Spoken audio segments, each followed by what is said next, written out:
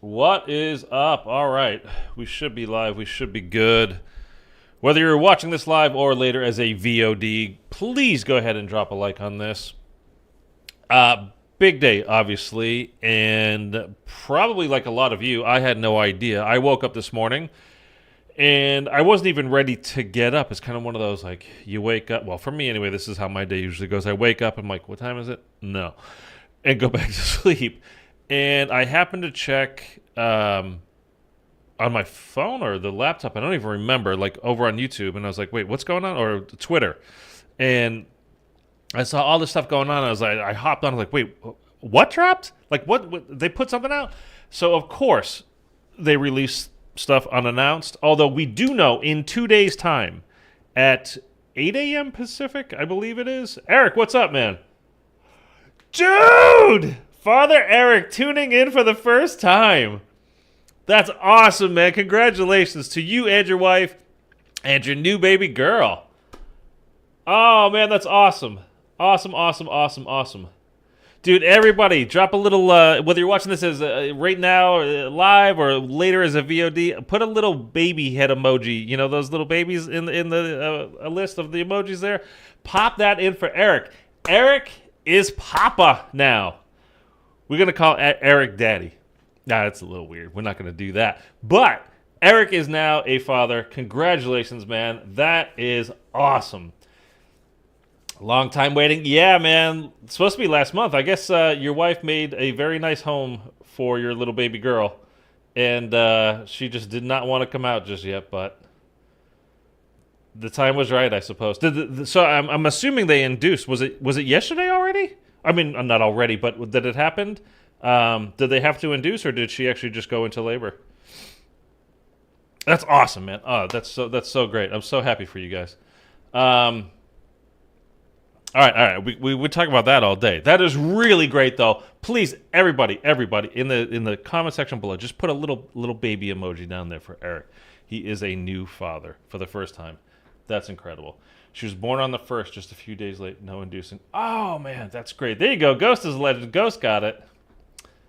That's awesome, man. So it's been 5 days. It's going to be like, okay, wait, it couldn't have been yesterday, or else you'd be like, no way that you would be like here already if you guys just had the baby yesterday. That's great, man. That is absolutely awesome. Well, congratulations. Eric is a dad, everybody. That is awesome. Okay. Yes, let's get back to this real quick. So, you guys know that the new trailer for Terminus dropped this morning. It is the intro cutscene. So when we load into the map when it comes out, this is going to be the scene that plays, and then we're going to jump into the gameplay. So we're going to get to that in a second. We're going to start here, what you're looking at now on screen. This is the ending cutscene from Forsaken, from Cold War. So it's just gonna lead right into it, because we're gonna get a lot of information from here. We're gonna go through Twitter stuff. We're gonna go through photos of things. We're gonna go through over to Reddit. We're gonna have a look at a lot of this stuff, and we're just gonna kind of jump in a little bit. Some things that I know, some things that maybe you guys will know, and you can help me out with. But everybody, please go ahead and drop a like on the stream right now. You'd help me out big time. And again, on Wednesday, I believe it's 8 a.m. Pacific time, the gameplay trailer. So this is the intro cinematic that we're about to look at. But on Wednesday, gameplay trailer drops. So we'll actually get to see what the gameplay looks like. If you guys are like me, you've probably seen some leaked footage of the multiplayer online. Looks interesting. I think for multiplayer, the Omni movement thing where you can literally sprint and dive in any direction is going to be a nightmare. For zombies, it should be just kind of fun. We can actually make training a little bit easier and more fun. Not that we need to really train that much in Cold War zombies. You can kind of just do what you want. But we'll see. We don't know what this game is going to be like just yet. So anyways, let's just jump in here. The Xbox 360 store has shut down. Yes, it certainly did. So let's go in. So this is after we beat the Forsaken. And then the reason why, by the way, there's no sound on this because this is copywritten music that plays underneath this entire like cutscene. So you're not like we'll turn the sound up. There is no sound.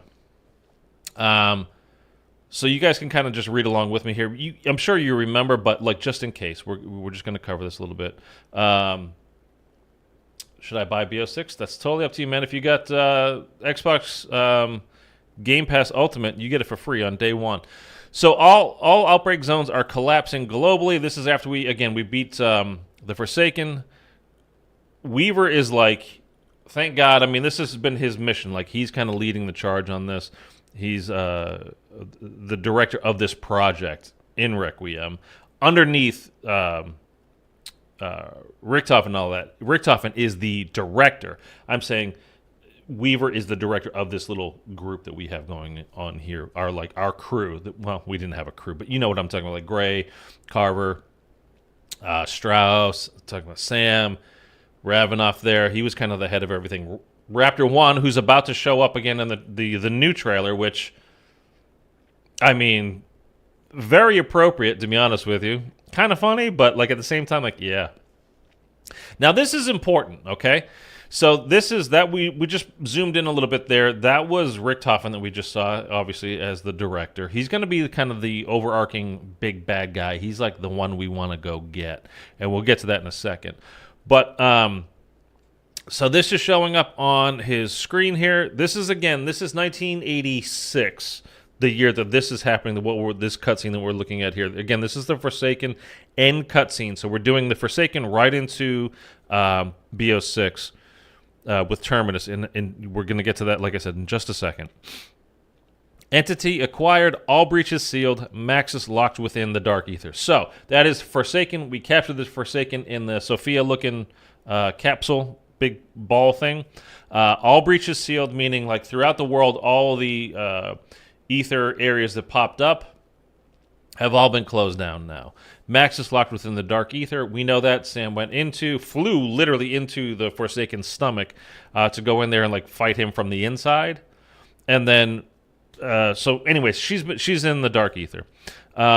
She's no longer a problem for Project Janus.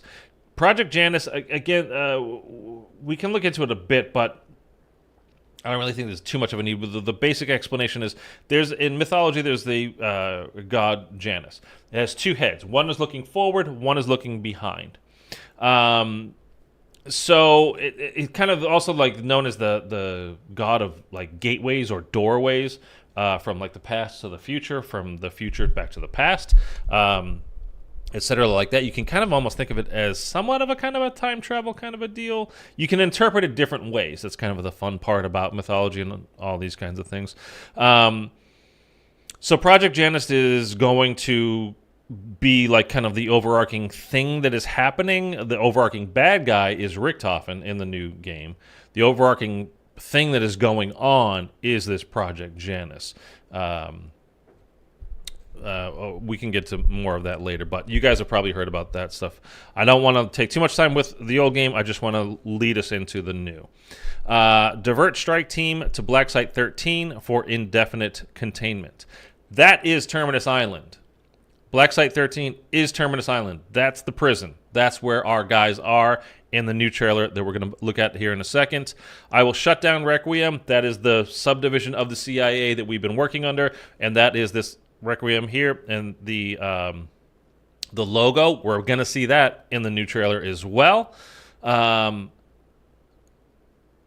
So we're all going to get arrested. I'll shut down Requiem. Our agents can move on Weaver and the rest, meaning, as we're going to see here, we all get arrested. The whole crew is about to get arrested and led away in handcuffs.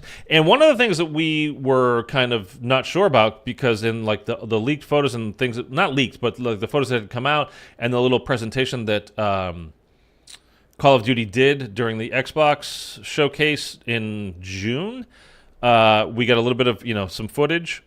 That's Carver, by the way. Looks way different in the new game. Dr. Gray looks different in the new game as well. But we didn't know what happened to Strauss because we didn't see anything from Strauss. And then, of course, we get to see, there's Strauss right there.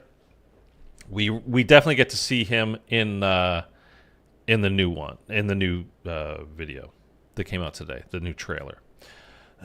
Is BO6 worth it? Don't know, man. It's not out yet. This is just your character. I play as Sam, or I did during this when I did that. So I was playing as Sam. Again, don't let it be confusing that Sam's in the Dark Ether and then you see her getting arrested. It's kind of like in Firebase Z at the end cutscene where our whole point there is to get Sam out of the Dark Ether, and then she comes out and she's like, "Hey, Requiem," and like, I'm literally playing as Sam, and Sam looking at Sam. It's like the Spider-Man meme, pointing at each other. Anyhow, all of our guys get arrested. This is Eddie getting up, and he is like, "Okay, job done for the day." Grabs his briefcase. You see the director. His plaque over here is the director. This is him as a pilot, it looks like. This is him, his wife, and his child. Now, something very interesting about his kid.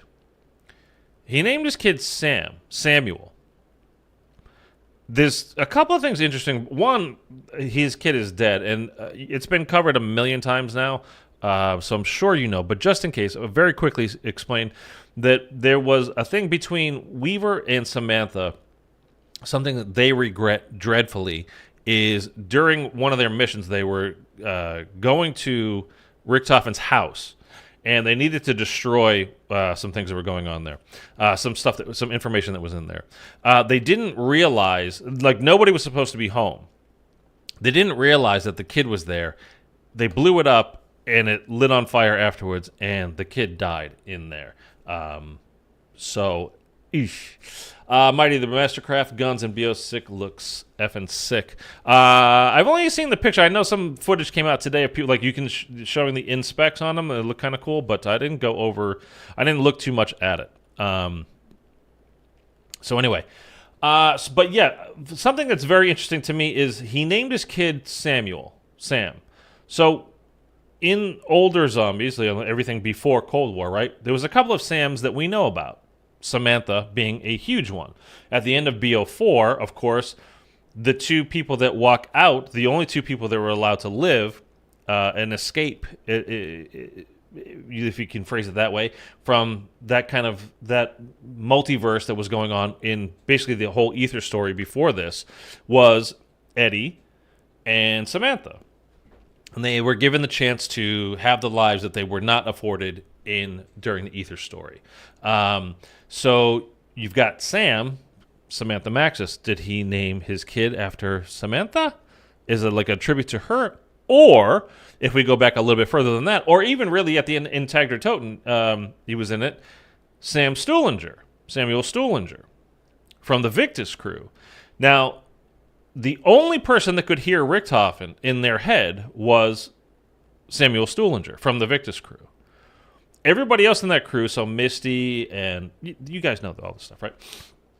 Nobody could hear Richtofen except for Samuel Stuhlinger. And if you remember at the end of BO4, and the end of Tag der Toten, Stuhlinger's like, during the cutscene, he's pleading with Richtofen. He's like, "Richtofen, what's going on?" Remember the lights kind of are cutting out of their universe there. There's more zombies and stuff. Like, there's the lava kind of everywhere. Everything's kind of gone crazy and haywire. And he's like, "We did everything you asked. Like, what's going on? We did what we were supposed to do." And Richtofen's like, "I know, Sam. Sorry, but this is how it has to be." So is it in tribute to Samuel Stuhlinger? Is it in tribute to Samantha Maxis? To both? It cannot be a coincidence that Richtofen named his kid Sam. It can't be. There's just two other characters in Zombies already named Sam. There's no way that's just an accident, right?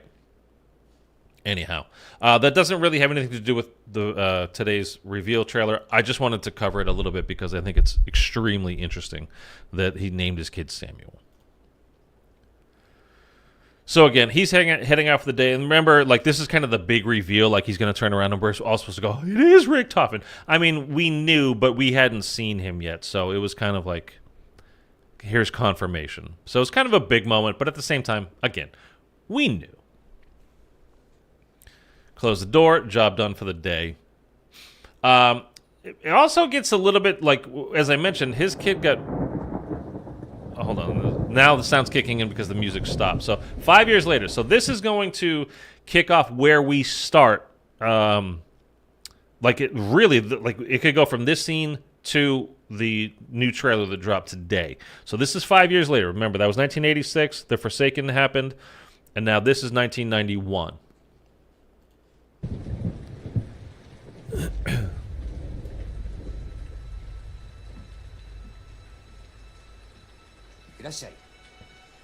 I need to rent a boat. Where do you need to go? Here. Where does he point to? Bonin? You sure? You saw that? There's nothing there. Oh, that was perfect. It's hard because this is right over top of it, but he's pointing to right here, Bonin. This is Japan. And if we go here, Japan, these are the islands. Here, where he's pointing to. Okay? And something that's going to come up in a minute is the Philippine Sea. As you can see, we are in the Philippine Sea here. This whole area is the Philippine Sea. Okay? So, again, Japan, the Bonin Islands, exactly where he is pointing to is right here. So if you search Bonin Islands, you come up, I believe it's this location down here, this specifically this part down here. But this will come up. Again, you can search Bonin Island over there. Here. Are you sure? There's nothing there. What is it you're looking for? I'm looking for some old friends. Some old friends. Okay, now, obviously, the eye patch in in Firebase Z, he had his eye taken up by Kravchenko. At the very end of that, we don't see it, thankfully. And then a double kind of Kravchenko whammy here is in Forsaken, when like they're up at the top of like the tower where Pack-a-Punch is, basically. You can actually see them in game before you go turn on power and everything. If you look up there, I made a short video about it too. It's kind of neat. You can actually see him and Kravchenko standing up in the window on that tower on Forsaken, which is pretty cool. But then the zombies are getting in. They start shooting. He's like, "Oh, the gas lines!" Kravchenko says, and then explosion. That's why half of his face is burnt, is because he got hit in the explosion. So he's going to go see some old friends. Obviously, we know they're not friends. They're not friendly at all. Peck was a bad guy in Cold War. The story will continue. He maybe still is. That's all that we need to go from there, okay? So that was the end of Forsaken. Again, you can see how it's going to lead into this. So that was 5 years, so 86, and then 5 years later, 1991, which is exactly where we pick up here. Terminus Island, Philippine Sea. Like I just mentioned, Philippine Sea. Here, this is the island, okay? Bonin Islands, this is Terminus Island. You can look at it. Okay, again, Japan there. And for those thinking, like I used to think maybe this was going to be related to like Zetsubo no Shima or something. It's not at all. Zetsubo no Shima is in Micronesia, which is down here. So it's very far away. Even though you can see it, the same thing here, that's very, very, it's like like a couple thousand miles away. It's not close. Pacific Ocean is huge. It's not close at all. So just in case you were thinking, like, oh, maybe it's like has something to do. It doesn't. It really doesn't have anything to do with Zetsubo no Shima. At least on the face of it. Maybe there will be another connection coming up that we don't know about. But again, we'll see. But this is taking place at 3 o'clock in the morning, February 19th, 1991. Is that going to be... Oh, by the way, there is, at the exact same moment, we're going to cover this. Well, we'll get to that when we get to it.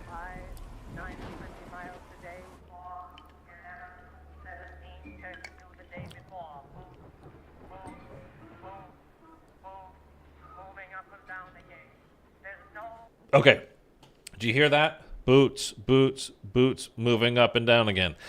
There's these numbers and all that kind of stuff going on. That is from a poem by Rudyard Kipling, who you probably have heard at least. I'm not I'm not big into poetry, but I've heard of Rudyard Kipling. Anyhow, this particular poem is called Boots, Infantry Columns. You can look this up if you want to and kind of go over it while it's playing and hear like, oh, that's what it's going. But you're going to hear like the boots moving up and down again. There's no discharge in the war. It just kind of keeps on going like that. There's not much more to that. It's kind of about the monotony and the how this will kind of drive you crazy. Like it gets into your head and on again. And they're using it. They being the bad guys, the people that Richtofen, in charge of this black site, they're playing it over the loudspeakers. They're torturing them. So we've got that's Weaver there. This is that's Gray. Carver down here, or vice versa. I can't honestly tell. Even though one's a white lady, one's a black guy, I can't tell the difference in this picture. And this is Strauss. And Strauss is having a bad time of this.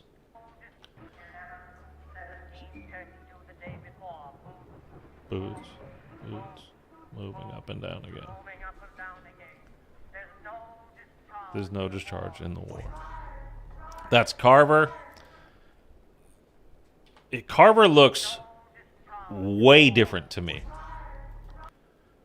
Like, so different that I think they must have, I don't know if they necessarily even hired a different actor, a voice actor to do it, but the model, he does not look the same. I mean, none of them look, kind of the same as Cold War. It's 5 years later. It's been 5 years in hard labor prison as well.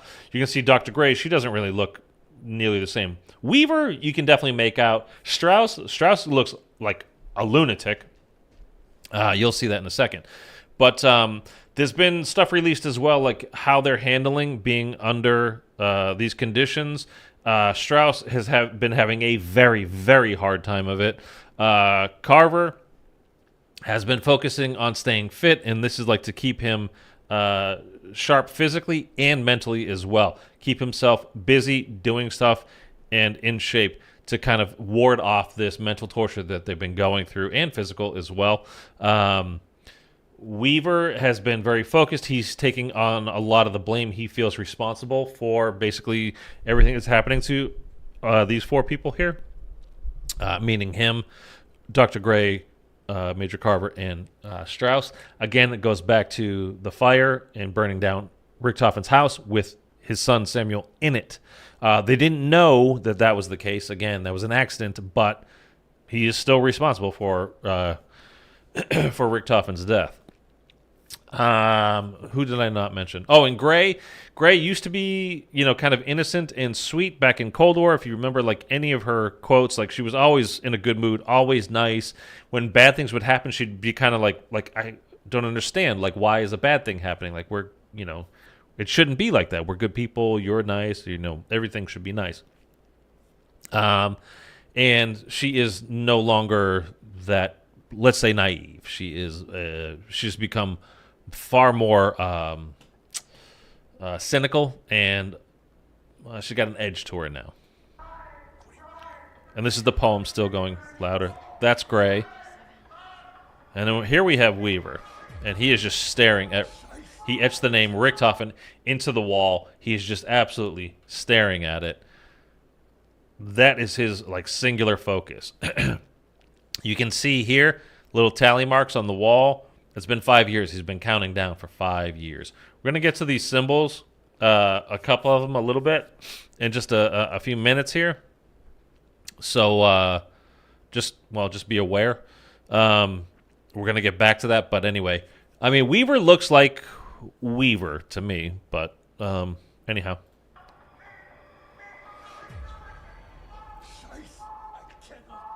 And this is Strauss. As you can see, he's literally saying, I cannot take it anymore.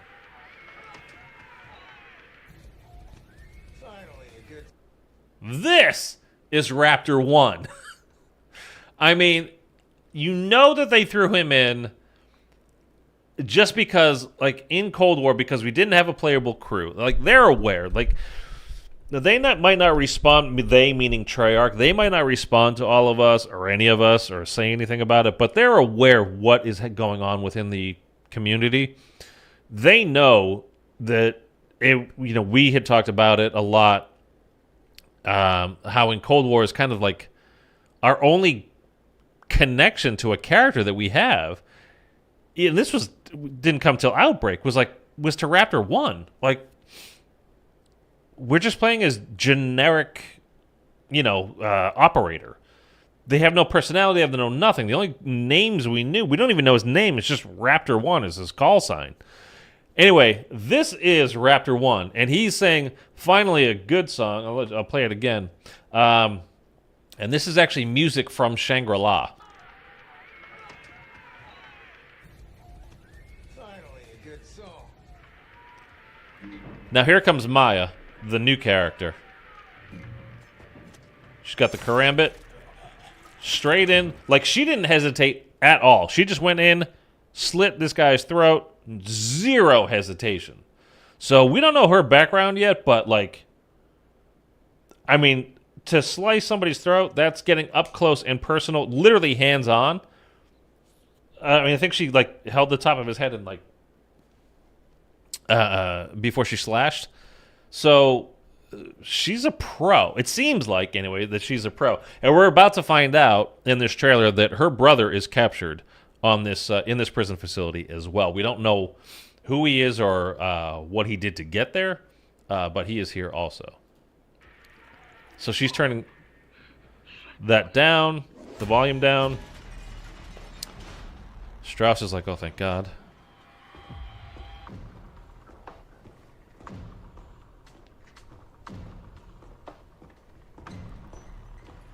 There's Gray. Raptor 1.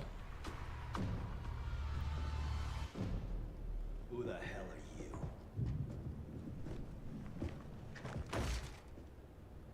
This is Maya. Okay, so basically his reveal here, Dr. Peck, is exactly like it was in the trailer the end cutscene from Forsaken, which we just watched. Literally even removing the hood. It's the exact same thing. So they do that as kind of like a little callback, a little kind of memory refresher. I'm literally showing you, but it's been 4 years. So just to kind of jog people's memories, they probably did it like this. The whole reveal the exact same way. Anyways, we'll back up here a bit so you can hear his whole little intro. This is Maya. She's with me.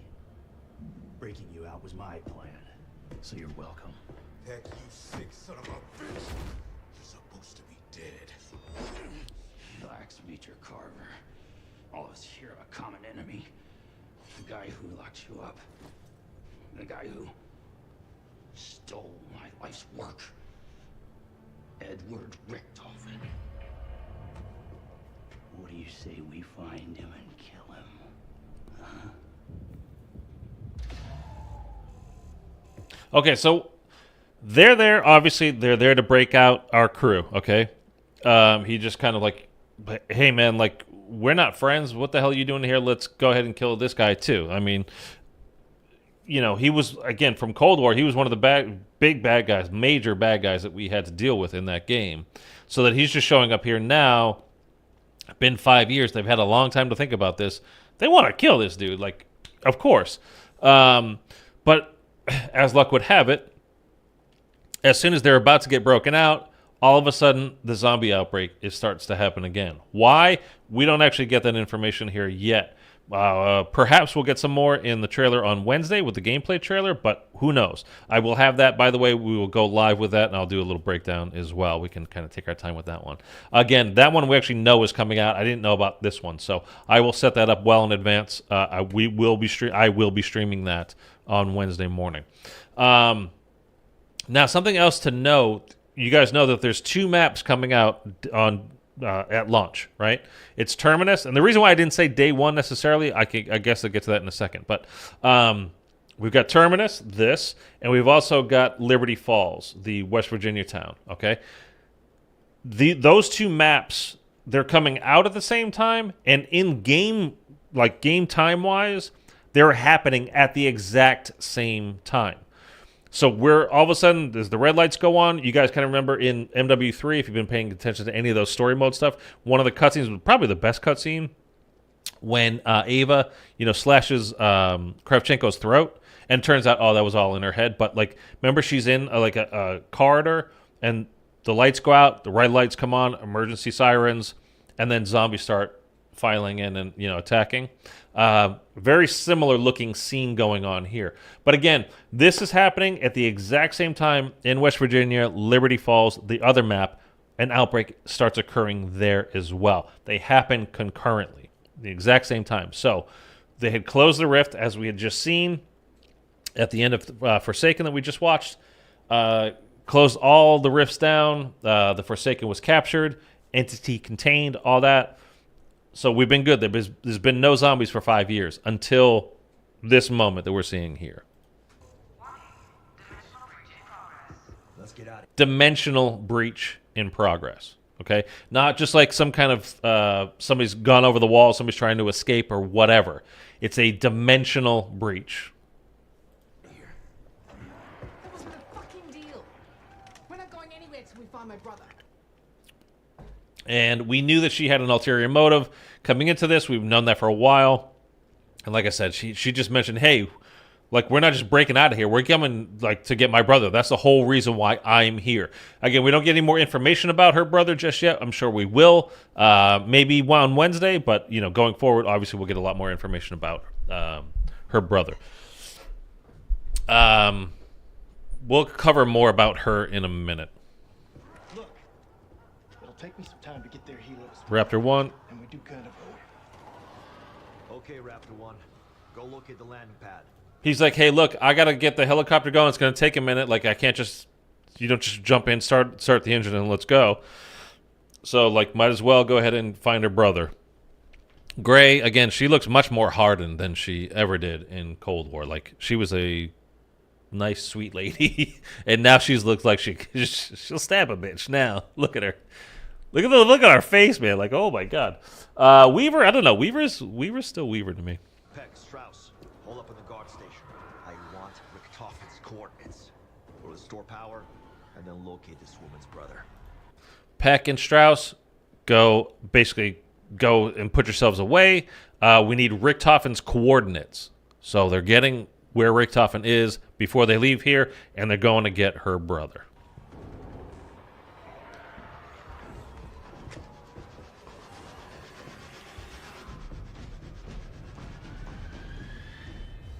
By the way, can we just go back and kind of look at the weaponry here? I'm curious. it'll take. Whoops. So that looked like an... Oh, right there. Of course, the light. Looks like an... Is that an M60 LMG there, maybe? This is what I'm talking about there. AK of some sort. Now, I know that they have the XM4 from Cold War in this new version. I don't know if they have the Krig. And then we saw a shotgun. I don't know what. Not that it necessarily matters. I don't get too caught up in the weaponry myself. A lot of people do. I flat out don't care. I mean, I care how it plays. I don't care about the actual thing itself. Okay, Mighty. I will check. Go locate the landing pad. Peck, Strauss, hold up in the guard station. I want Richtofen's coordinates. Go to store power, and then locate this woman's brother.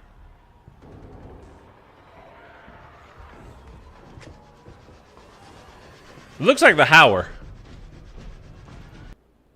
I mean, it looks like if we're, basing it off of Cold War stuff, that looks like the Howard. She's got the, Gray has the XM. Maya still has the Karambit, I guess. Just the melee there. And that looks like an M60 LMG to me. But, again, I don't go crazy about the weaponry aspect of it. Okay. The gameplay trailer, again, coming up on August 8th, which is Wednesday, and they didn't give us a time. I didn't want to go back. They didn't give us the time there. I believe it's 8 a.m. though. Now, something that you might not have caught there. We're going to go frame by frame here and back up a bit. Because it happens like in a flash. This face. This is the mouth. Teeth. Eye. Nose. These are the lips here, like wearing a shirt. Open. I mean, this has got to be a zombie of some sort. I don't know if it's just a regular zombie.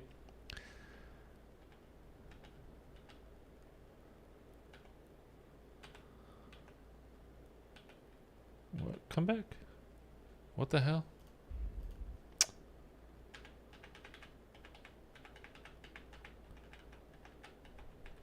And it only happens for like a few frames. And then it's gone. So anyway, yeah, you can see the ear, the eye, nose, mouth, you know, and again, the open part of the shirt there. Anyway, kind of interesting. Okay.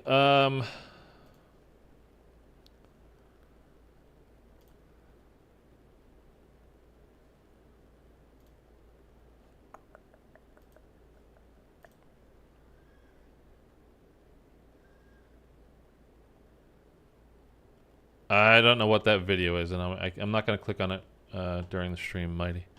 Okay. La. So, with this stuff, a blog post came out. Now, we've got a better look at all of our characters. Even though, like, Gray here, we still don't have, like, a crystal clear picture of her. And a lot of that stuff that was in there is a little bit pixelated and not the clearest stuff ever. But, like, again, with this picture here of Carver, there's no way it's the same model. I mean, like structurally, I don't mean like the person like that took the picture. They took the picture of, you know, or doing that from is the same or not. But he looks way different to me than he did in Cold War, Major Carver. Again, Weaver still looks pretty much like Weaver. Maya's new, so whatever. Gray, I mean, it's still there, but like she's kind of like lost the baby fat from the cheeks, and she's like. Definitely got like a hard look to her now. Behind the eyes is like she's like prison has not been kind to her. Let's put it that way. All right, so let's just go through the blog post part of this, and we're gonna get more information about pretty much everything. So anyhow, Black Ops 6 Zombies Requiem for a Lost Soul. Meet the Terminus team. Requiem, get it? Haha. There's the team Requiem. After being in prison for over 5 years at a remote outpost in the Philippine Sea, again, I showed you that earlier. This is Japan up here. This is all the Philippine Sea. These are the islands we're on here. Again, you can look it up yourself. Bone-In Islands. Just, again, type that into Google, and you will come up. This is right down here. This is where the black site, where the prison was, right there. And, again, Philippine Sea. This is Japan just for reference. Okay? The former members of Requiem stage a daring breakout. They are aided by the unexpected arrival of a mysterious Filipina smuggler and a former adversary. So, the Filipina smuggler is Maya. The former adversary is Dr. Peck, obviously. So, Maya's background is a Filipina. She's from the Philippines. Or at least her heritage. I don't know if she's actually from there or not, but her heritage. Unfortunately, their bid for freedom from Terminus Island coincides with another chaotic dimensional outbreak. Welcome to Black Ops 6 Zombies. Okay, I kind of mentioned that when the red lights go on, the light, dimensional outbreak, breach, dimensional breach, whatever. The story so far, Requiem for a Lost Soul. After 2 years battling undead outbreaks across the globe during the Call of Duty Black Ops Cold War timeline, the CIA-led Requiem team finally succeeded in closing the last remaining dimensional portal, banishing its denizens back to the nightmarish hellscape known as the Dark Ether. However, the team's success came at a heavy price. Agent Samantha Maxis sacrificed herself to essentially seal this twisted dimension from the inside. Worse was to follow as Requiem's senior staff members were unceremoniously arrested on the orders of the project director, finally revealed to be none other than Edward Richtofen. So again, we cover this, but Sam flew literally into the Forsaken, into the Dark Ether to try to help close it from the inside, while we were staying on the outside, finishing up, trying to get things sealed up from our side, and capturing the Forsaken in, again, that huge Sophia-looking ball type thing. We can actually... That thing right there. Then, of course, we were arrested, as the end cutscene shows from that, the finale cutscene from Forsaken. Then, of course, Richtofen is the one in charge of that. Taking place over half a decade later, Black Ops 6 Zombies continues the Dark Ether storyline, exploring the fortunes of key characters while also delving further into Richtofen's motivations and goals. During the intervening years, former Requiem staff Gregory Weaver, Mackenzie Mac Carver, Elizabeth Gray, they didn't put doctor there, I don't like that, give the lady some respect, Oscar Strauss, and Stony Maddox. We know Raptor 1's name! Stony Maddox. And then Black Ops 4, of course, we have the Maddox, which is like the best gun in that game. Is there some kind of connection? Why not? You know, hey, I guess. So anyway, Stony Maddox, better known by his call sign Raptor 1. We don't get to him as a playable character, though. Like, again, our crew is Weaver, Carver, Gray, and Maya. So he's there, but he is not a playable character. He's going to be probably like he was in Cold War. He's going to be our personal, basically, pilot in and out of these dangerous situations.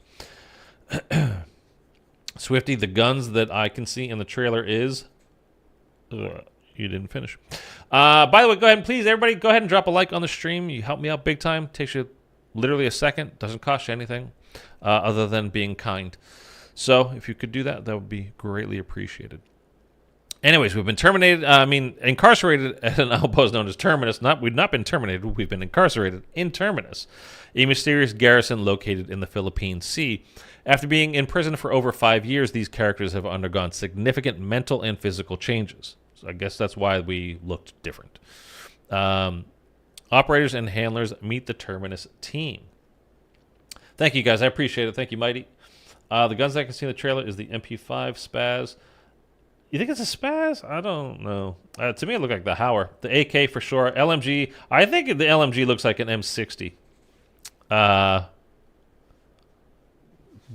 Which I've actually shot, by the way, which was a lot of fun. It was like a lot of fun. I was in the military for a couple of years, so I got to shoot an M16 and an M60. And the M60 was, you felt like Rambo for like a minute, but anyway. All right, that's neither here nor there. As a longstanding veteran of the broader Call of Duty Black Ops storyline, Gregory Weaver... Yeah, so just in case you didn't notice, like if you're kind of like me and you play the campaigns for Call of Duty like once, and I don't really fully even pay attention to those storylines. I just kind of play through them and like, oh, okay. A little bit. But Weaver's been in the story for many, many, many titles. You'll notice if you played and paid attention to any of these...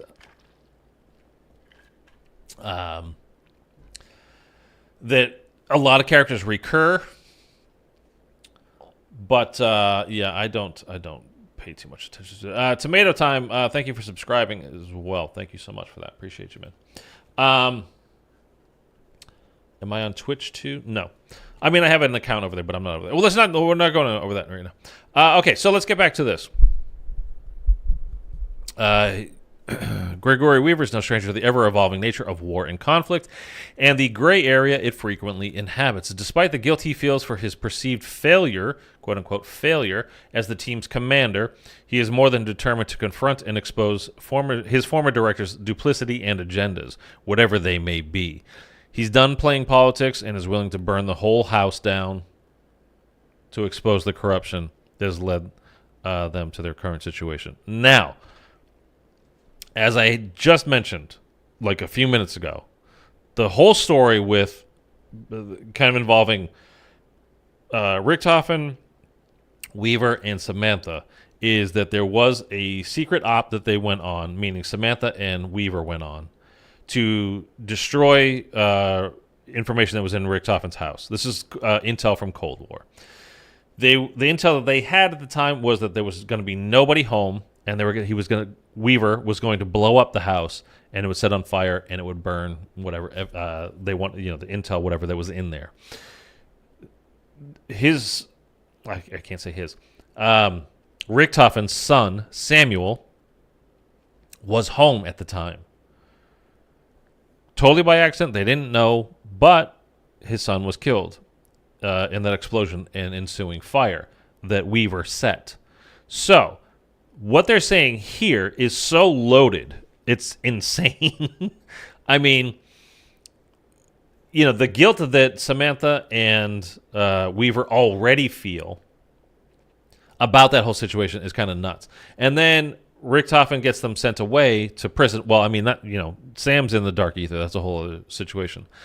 And as we see during the trailer, Weaver has carved Richtofen's name into the wall, and he's just staring at it, like staring daggers through it. Like, that is his mission in life. He is going for Richtofen. That's what he wants. And at the very end of the trailer, as he says, I need Richtofen's coordinates before we leave here. But anyways, this whole part, he's more than determined to confront and expose his former director's duplicity and agendas. That is Richtofen, whatever they may be. He's done playing politics and is willing to burn the whole house down. He literally already burned Richtofen's house down once, and in the process of doing that, killed his son, Richtofen's son. So that they're framing it that way in this blog post here is, just in case you needed a reminder, there it is. Like, he's willing to burn the whole house down. Kind of effed up that they would frame it like that. But anyway, Frying, the Richtofen edging is real. Yeah, you're not kidding, man. Okay, Elizabeth Gray is no longer the meek and somewhat naive scientist who was so thrilled to be invited to work with Requiem that she was somewhat blind to the realities of the Dark Ether threat and the dubious ethics of those who sought to control its power. Let me read that all again because I read that terribly. I'm sorry. Elizabeth Gray is no longer the meek and somewhat naive scientist who was so thrilled to be invited to work with Requiem that she was somewhat blind to the realities of the Dark Ether threat and the dubious ethics of those who sought to control its power. These qualities had already changed with the loss of Samantha Maxis. Now, just in case you don't remember, Sam and Dr. Gray had a little bit of a love affair going on, or at least they were kind of into each other from Cold War. It was more than just like a casual friendship. Like, there was love going on there. But the injustice of her imprisonment brought out a tougher side she never even knew existed within her. Thanks to Carver's mentorship and training, her transformation has made her more than capable of facing any threat head-on. Now, again, you can see I've been talking about it as every time we see Dr. Gray, she does not look like the Dr. Gray, and there she is there. She's never got a pleasant look on her face. I mean, we haven't seen a ton of her so far in all this stuff, but, I mean, she's like, she looks stern, she looks angry, she looks like, again, more gaunt than she was. Like, her face literally features... I mean, again, like we saw with Carver, he's been doing push-ups in his cell. Same thing for Gray. Like, if we go back to the trailer, remember I said, like, I can't even tell the difference. Oops. Like, which one is it? Here and here, they're both working out, like doing push-ups, push-ups, push-ups, push-ups, push-ups. Like, I don't even know which one is which. I mean, one's a white lady, one's a black guy, and I can't tell the difference between the two just from these. I mean, it's it's pretty small and it's black and white photos here, but or video rather. But anyway, she is under his tutelage as far as that goes, and like training literally to keep her mind sharp and physically sharp as well, just like Carver's doing, to focus on getting them breaking out of there, getting out, and surviving, basically getting through this. For Carver, his lifelong belief in the military, not to mention his own distinguished career, has been shattered. He is understandably aggrieved, but not bitter. On the surface, it may seem that he has run out of F's to give, but instead he is more dedicated to his friends and colleagues than ever and believes that with determination, they will right this terrible injustice. So, he's just grown closer to the rest of the crew here. Not Peck, but Gray, Weaver, Raptor 1. Stony Maddox, Raptor 1. That's kind of a... What do you guys think about that name, by the way? Stony Maddox. I don't know. And then Strauss. So anyway, he's been kind of... It seems like he's been a bit of a leader inside prison here. I mean, he's a major. There's a reason why he's a major. But he's still got it like, hey, we'll just fix everything up, and then we'll go back to the CIA, and we'll let them know, like, hey, everything's fine. Like, it was just a misunderstanding somehow. But he still believes, you know, he still seems to be like a true believer in, if we do what's right, things will work out. As for Strauss, again, look at Strauss now. Like, he is in bad shape, man. As for Strauss, not only has he not fared well under the strain of incarceration and intense interrogation, his age and increasingly eccentric personality mean he is deeply reliant on his colleagues, not just for his own physical well-being, but also his sanity. Again, we saw him when they were playing that poem over and over and over and over again. Again, Rudyard Kipling, if you want to look it up, the author is Rudyard Kipling. The title of the poem is called Boots. But he's literally like, his hair, I mean, look at him. His hair straight up, beard, long beard, like, he's like, I can't take it anymore, I can't take it, you know. And then when Maya comes in, kills that guy, her last name, by the way, Aguinaldo, kills the guy behind the console there and turns it down. He's like, finally, oh my God, you know. He's not doing well. Events take an explosive turn when Maya Aguinaldo, a young Filipina smuggler, it's our Han Solo for zombies, apparently. So, you know what? She's wearing a vest, too, isn't she? Jesus, I just thought of that. Do we have another picture of her? We can go back to the trailer in a minute. But I think she's actually wearing a vest as well. Like, the Cold War main Easter egg boss was underwhelming. I hope they put more effort into the new main boss. Okay.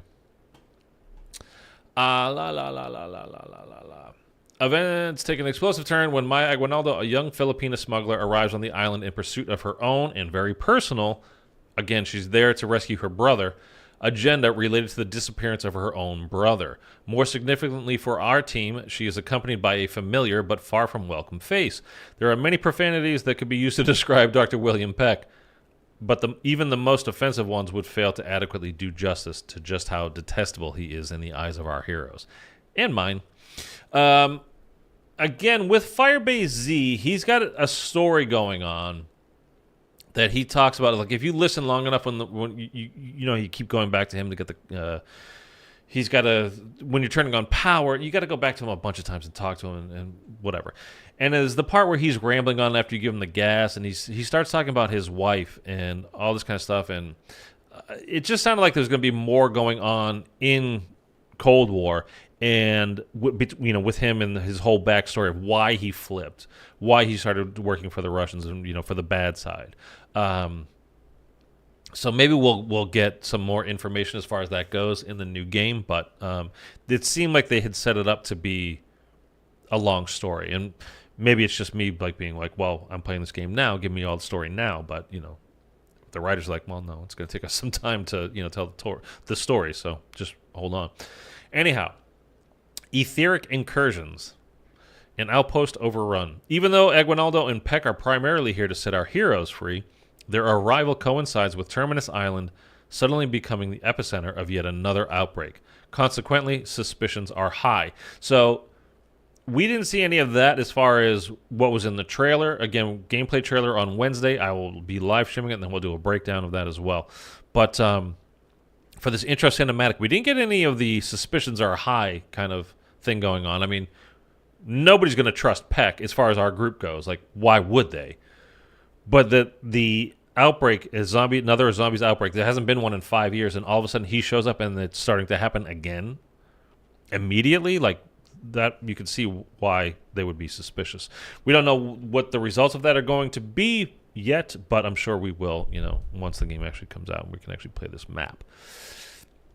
Not only that, but it soon becomes clear that the chaos on Terminus is not the only incursion from the dark ether. On the other side of the globe, the West Virginian town of Liberty Falls is also facing its own zombie onslaught.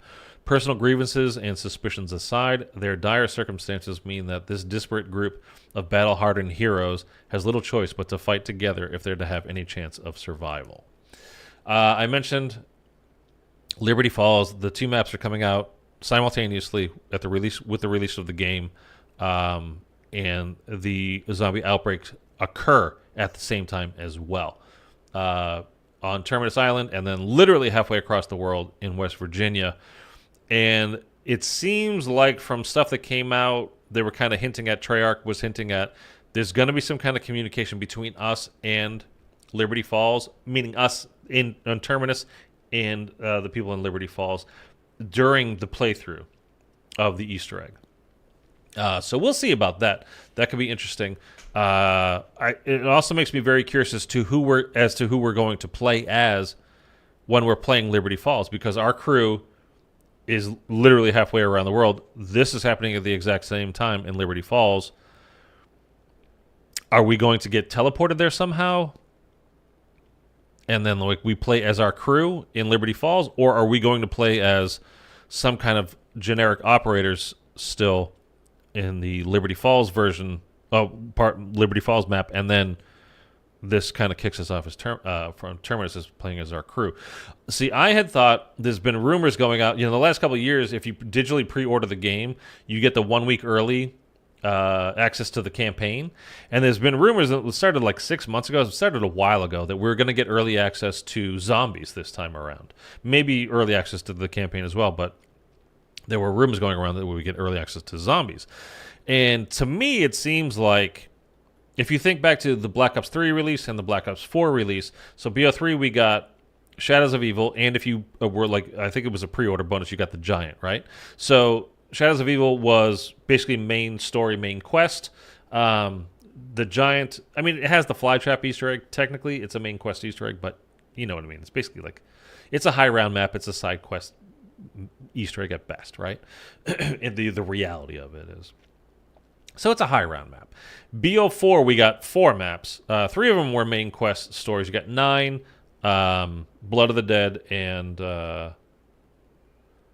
what else came out at launch? Voyage of Despair.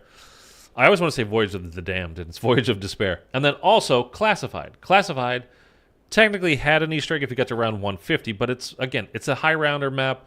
There's the Easter egg where you get the Winter's Howl. But it's not a main quest Easter egg. So to me, I was thinking the main quest part of BO6 is going to be Terminus, and the kind of high rounder map is going to be the Liberty Falls map, which we've seen footage of. It's the mini mall. It's going to be a multiplayer map as well. So that actually makes me really nervous. Terminus doesn't seem... Well, Terminus actually seems like it might be part of a multiplayer map also. If you've seen any of the leaked footage, I can't show it to you, and it's probably all been taken down by now anyway, but I couldn't show it to you even if I wanted to, or else I'd get my channel struck, and I'm not having that happen. But we know that the Liberty Falls map is a multiplayer map. There is an island map for multiplayer as well that leaked, and it looks to me like it could be Terminus. So I'm not thrilled about that. One of the things I don't like about Cold War is that other than Die Machina, every other map came from the multiplayer side of things. Firebase Z was from the campaign, Mauer from the campaign, Forsaken, like directly from the campaign. Like they just lifted that out and put it in to zombies. Even the Outbreak stuff was all that fire team multiplayer experience that basically nobody played. But all those maps were a multiplayer thing that they throw some zombies on. I kind of gave them a pass because, remember, it was during the pandemic. They were all working from home, and they had only 2 years development time. So I gave them a pass as far as that stuff goes. Seeing that this stuff is also multiplayer really makes me nervous, man. Like, I think zombies should be a completely separate thing. We use the guns from the game, fine. Everything else should be separate. It's not part of their story. The multiplayer and the campaign and all that kind of stuff. Like, just be separate. Be its own thing. It's worked in the past. I don't know why they're trying to change it. Anyhow. Anyway. Get ready. Extensive Zombies intel coming. August 8th, again, that's Wednesday, 8 a.m. Pacific time. So that's where I live, is Pacific time. I am going to live stream this. So make sure you hit subscribe. You can turn on notifications if you like. Totally up to you. There's going to be kind of stuff like what happened today. Didn't know anything was coming, and then all of a sudden, Call of Duty started posting on Twitter 1 hour to go, and they had like the Richtofen carving into the wall from Weaver's cell. It was kind of like, wait, what? And for me, I was asleep, and I woke up, and this stuff was already out. I was like, hey, whoa, okay, I'm getting up now. Anyhow, return to the Call of Duty blog at the time indicated to secure everything you need to know about Black Ops 6 Zombies. So again, I will be streaming this. We'll watch the new gameplay trailer. That's what this is. And there's going to be a new blog that comes out as well, giving us more information. So I will happily report all of that to you guys. Expect extensive comms direct from the Treyarch Zombies team, including an in-depth gameplay overview, information about your pre-match preparation options, full details on round-based Zombies gameplay, and a bestiary of the undead. I had to look this up. The bestiary sounds kind of like bestiality. You can't say these words on YouTube, Rush. They just don't let anybody else. It won't get picked up by the algorithm. I'll put it that way. But it's like a well, here. It's about animals. It is relating to animals. A descriptive or anecdotal treatise on various real or mythical kinds of animals, especially a medieval work with a moralizing tone. A bestiary is a compendium of beasts, basically an encyclopedia of beasts, if you like. Okay? So that's what a bestiary is. So we're going to have some new creatures that we deal with basically in game. Some of them could be bosses, mini-bosses. Maybe we won't have dogs on dog rounds anymore. We'll have some kind of other animal. We had hellhounds, plague hounds. Maybe we're going to get some new kind of hound. I don't know. So we're going to get that kind of information. Again, hit subscribe. Be here Wednesday for that. Additional intel. Stay informed, not misinformed. Misinformation is everywhere. The truth lies. Ensure you stay one step ahead with the latest official Black Ops 6 information by checking the Call of Duty blog in the coming days and weeks as we dive deeper into the game along with Call of Duty Next, Open Beta, and other important comms you won't want to miss. I will, of course, be streaming the Call of Duty Next when that comes out at the end of this month. I think it's the 28th, something like that. And then the beta starts on the 30th and then goes through like the 4th, and that's the first weekend. And then like the first weekend is like 5 days, so it's not even it's like a week of the beta. So that's for pre-order, digital pre-orders only. It's Xbox, PlayStation, and PC, though. There is no separating like they used to do in the past. Then the following week, which is like I think a 3 or 4 day beta window, that is for everybody. It's a completely open beta. You don't have to pre-order. Don't have to do anything. Call of Duty Black Ops 6 is published by Activision and blah, blah, blah, blah, blah, blah, blah. The truth lies, etc. Okay. So we went over The Forsaken, the end cutscene there. We have covered this new intro cutscene. That's the blog post. Again, I will be live with more on Wednesday. We covered what the bestiary is. Something here. Now, there's some stuff on the walls in the cell. Like, if you look a little bit closer, like if you stop and take some, photos, whatever. But this is from Mystery, the Mystery HQ over on Twitter, X, if you like. And he's got some symbols that are on the wall and kind of pick things out. So we've got, obviously it said Richtofen in big bold letters, and they zoom in. It's like a big focus on that. There's the tally marks on the wall, again, counting down the days that he's been, or counting up the days that he's been there, I guess I should say, not counting down. This is the Requiem logo, as you can see. And we saw, where, was it on here? Oh, actually.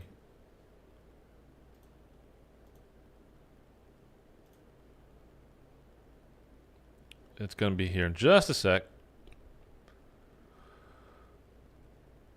And we was like, oh, we did it. Well, little did you know. Wait, when we get to there it is. Sorry. Requiem. This is their logo. The skull, like bursting out of the skull, is like space, kind of like there's stars in it and all that kind of stuff. Again, here, whatever. So that is definitely that same thing. Now this is an elder sign, as they're calling it. Now in Cold War, as you can see, this guy mystery.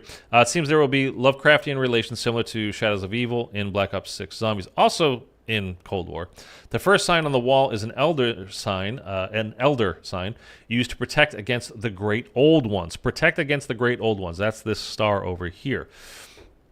If you guys remember Orda from Cold War, one of the elder gods. We talked to Zykov all the time. It was a communication back and forth. It was part of the intel stuff. But he ended up being the Forsaken, the big elder god. He became the most powerful, if we're to believe him, which I don't think we should necessarily believe the guy telling you, hey, I'm the most powerful, the best, the whatever. But regardless, he was certainly a powerful being, the Forsaken. Eddie Zykov turned into the Forsaken. And maybe he was like the biggest, baddest dude in his general area of the Dark Ether, but there's more. I mean, you can think of the Dark Ether, like all that stuff. Like, technically, everything from the Ether storyline, basically all previous zombies, has been banished to the Dark Ether. So all the like apothecons and all that kind of stuff are in the Dark Ether. Like that stuff's not gone. It was just trapped. And its way to get to us was exploded, basically at the like they destroyed the summoning key at the end of BO4, but it didn't destroy everything that was in it. As far as that's my reading of it, anyway. They're still like in the Dark Ether. That's why I still think we're gonna get Dempsey and Nikolai and Takeo and our one of the older versions, anyway, at least of Richtofen back at some point, is because, as far as I'm aware, they're still just banished into the Dark Ether. They can come back. So anyway, this sign here is it protects against the Great Old Ones, meaning the Elder Gods. Well, perhaps meaning the Elder Gods. That's how I would take it from what happened, what we experienced with Cold War. Would make sense to me. So again, think Orda, think Forsaken, that kind of stuff. This symbol here. So that's these two symbols here taken care of. This symbol here is called the yellow sign. Now, I've not even gone over this part yet. In the Cthulhu mythos, the yellow sign is a symbol that is usually used by the Brotherhood of the Yellow Sign, a cult that worships Great Old One, Hastur. It is said that the symbol can bestow supernatural powers such as mind control and possession, and is used to get people under the control of the King in Yellow. So yellow, yellow, yellow, yellow is popping up here a lot. The yellow sign is originally referred to in the Robert W. Chambers anthology, The King in Yellow. And since this predates the work of H.P. Lovecraft, had nothing whatsoever to do with the mythos or any related concepts. Instead, as with the yellow color of the original cover of the novel Dracula, it was an oblique reference to the idea of contagion rising to the level of supernatural force. A contagion, an outbreak, a disease, something that happens. Zombies outbreak. So that would make complete sense there. Usually of the blood too, right? Especially when you're thinking of Dracula and all that kind of stuff. And zombies, you get bit. Although that's more of in the saliva, but it gets into your bloodstream, right? The Walking Dead, what's his name? Virgil, the old, the old dad at the farm. He gets bitten on the lower leg, and they just hack it off at the knee before it can spread, and they save, they save half of his leg, but they save his life, more importantly. So that would make sense. The yellow sign in Chambers' work is never described, but those who see it or are shown it are put on the path to self-destruction. Oh, okay. Much in the same way that the King in Yellow people can commit suicide or be driven to despair and suicide simply by reading the book of that name within the stories of the anthology. And just me saying that S word a couple times there might get this video of a stream thrown in the dumper by YouTube as well. Dude, they're so weird. You can't say any, like, whatever. Don't get me started on this. It's ridiculous. Okay, so something in there struck me. So, the yellow sign in Chambers' work is never described, but those who see it or are shown it are put on the path to self-destruction. And this is Weaver. This is on his wall. He's staring at, well, Richtofen, but also these other things here. So he has shown it, and is he going to be on the path to self-destruction because his singular-minded focus now is on getting revenge against Richtofen? Excuse me, I'm sorry. So, I don't know.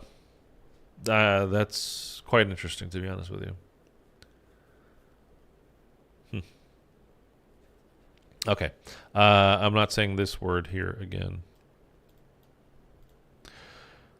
There is a subtlety and in Gothic element to the original conception that is completely lost in the reduction of syncretism, of reducing the sign to something akin to a protective pentagram.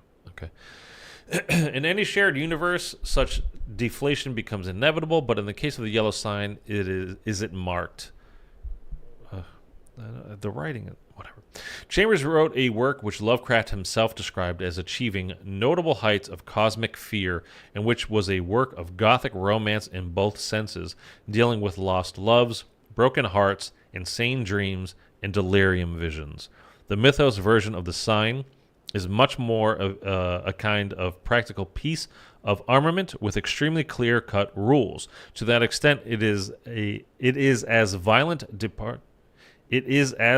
departure from the original author's intent as the August Derleth conflation of moral. Okay, whatever. I don't know anything about that stuff. Andromeda. So are Dempsey and crew in Dark Ether because remember Sam was wearing their gear at the end of Firebase Z? Well, that's what I'm saying. And that's kind of all there is, by the way, about this yellow sign, which I find quite interesting. Here, yellow sign as well. You can see where I started looking that up. That's down right here. So this is basically, by the way, we're on the Reddit COD Zombies, the subreddit COD Zombies subreddit over on Reddit. Andromeda. So are Dempsey and crew in the Dark Ether because remember Sam was wearing their gear at the end of Firebase Z?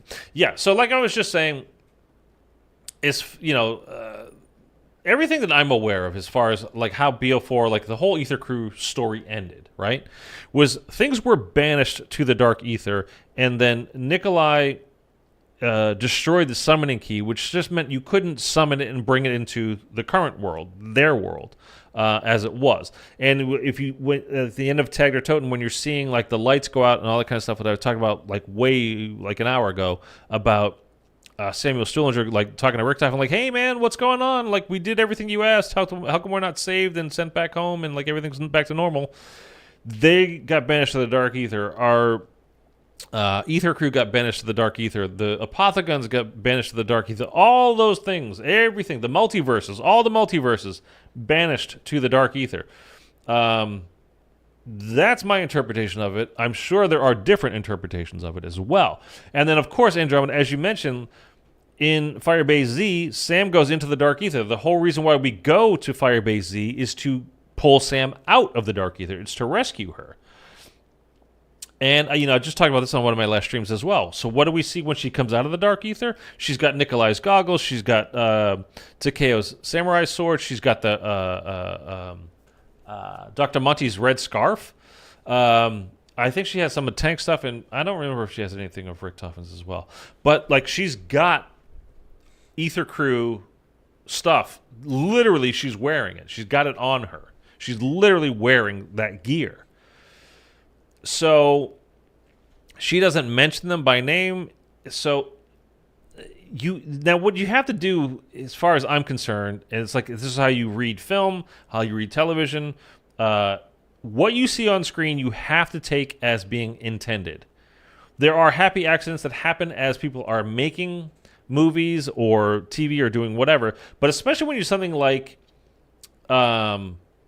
video games or an animated show where literally everything on screen is put there by the writers / animators, the people making it. So it has to be intentional.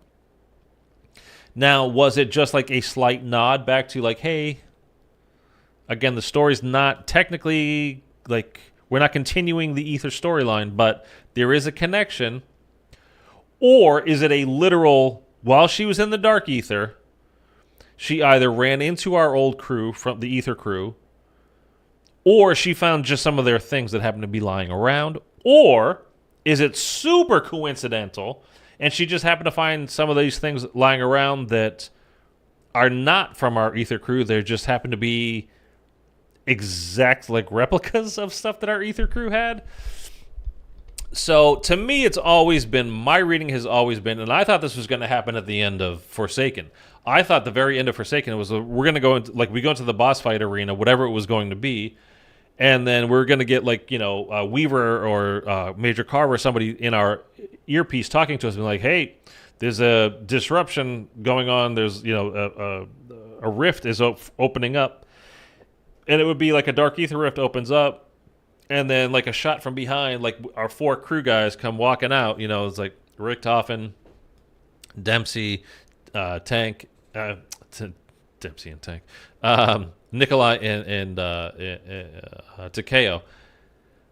And it was going to be like they're there to help us win the final boss fight of the game, basically. And of course, that didn't happen, but I still think it's entirely possible that we get something like that to happen. Now, there has been plenty of rumors as well. I mean, it goes beyond rumors. There's been videos of like people going to these like various comic conventions or signings of for these actors and doing whatever.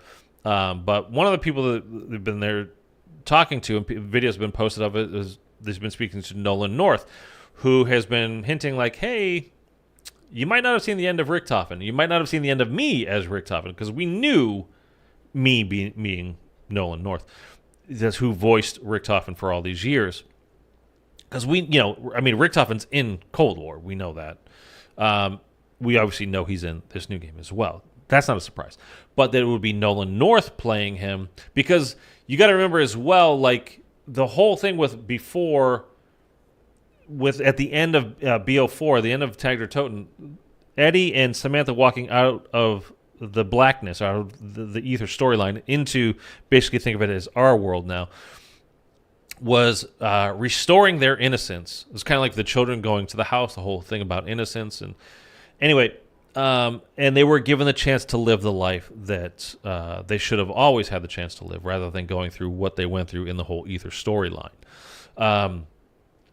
So it could have easily, Richtofen could easily have been played by somebody else, because he kind of is a different person.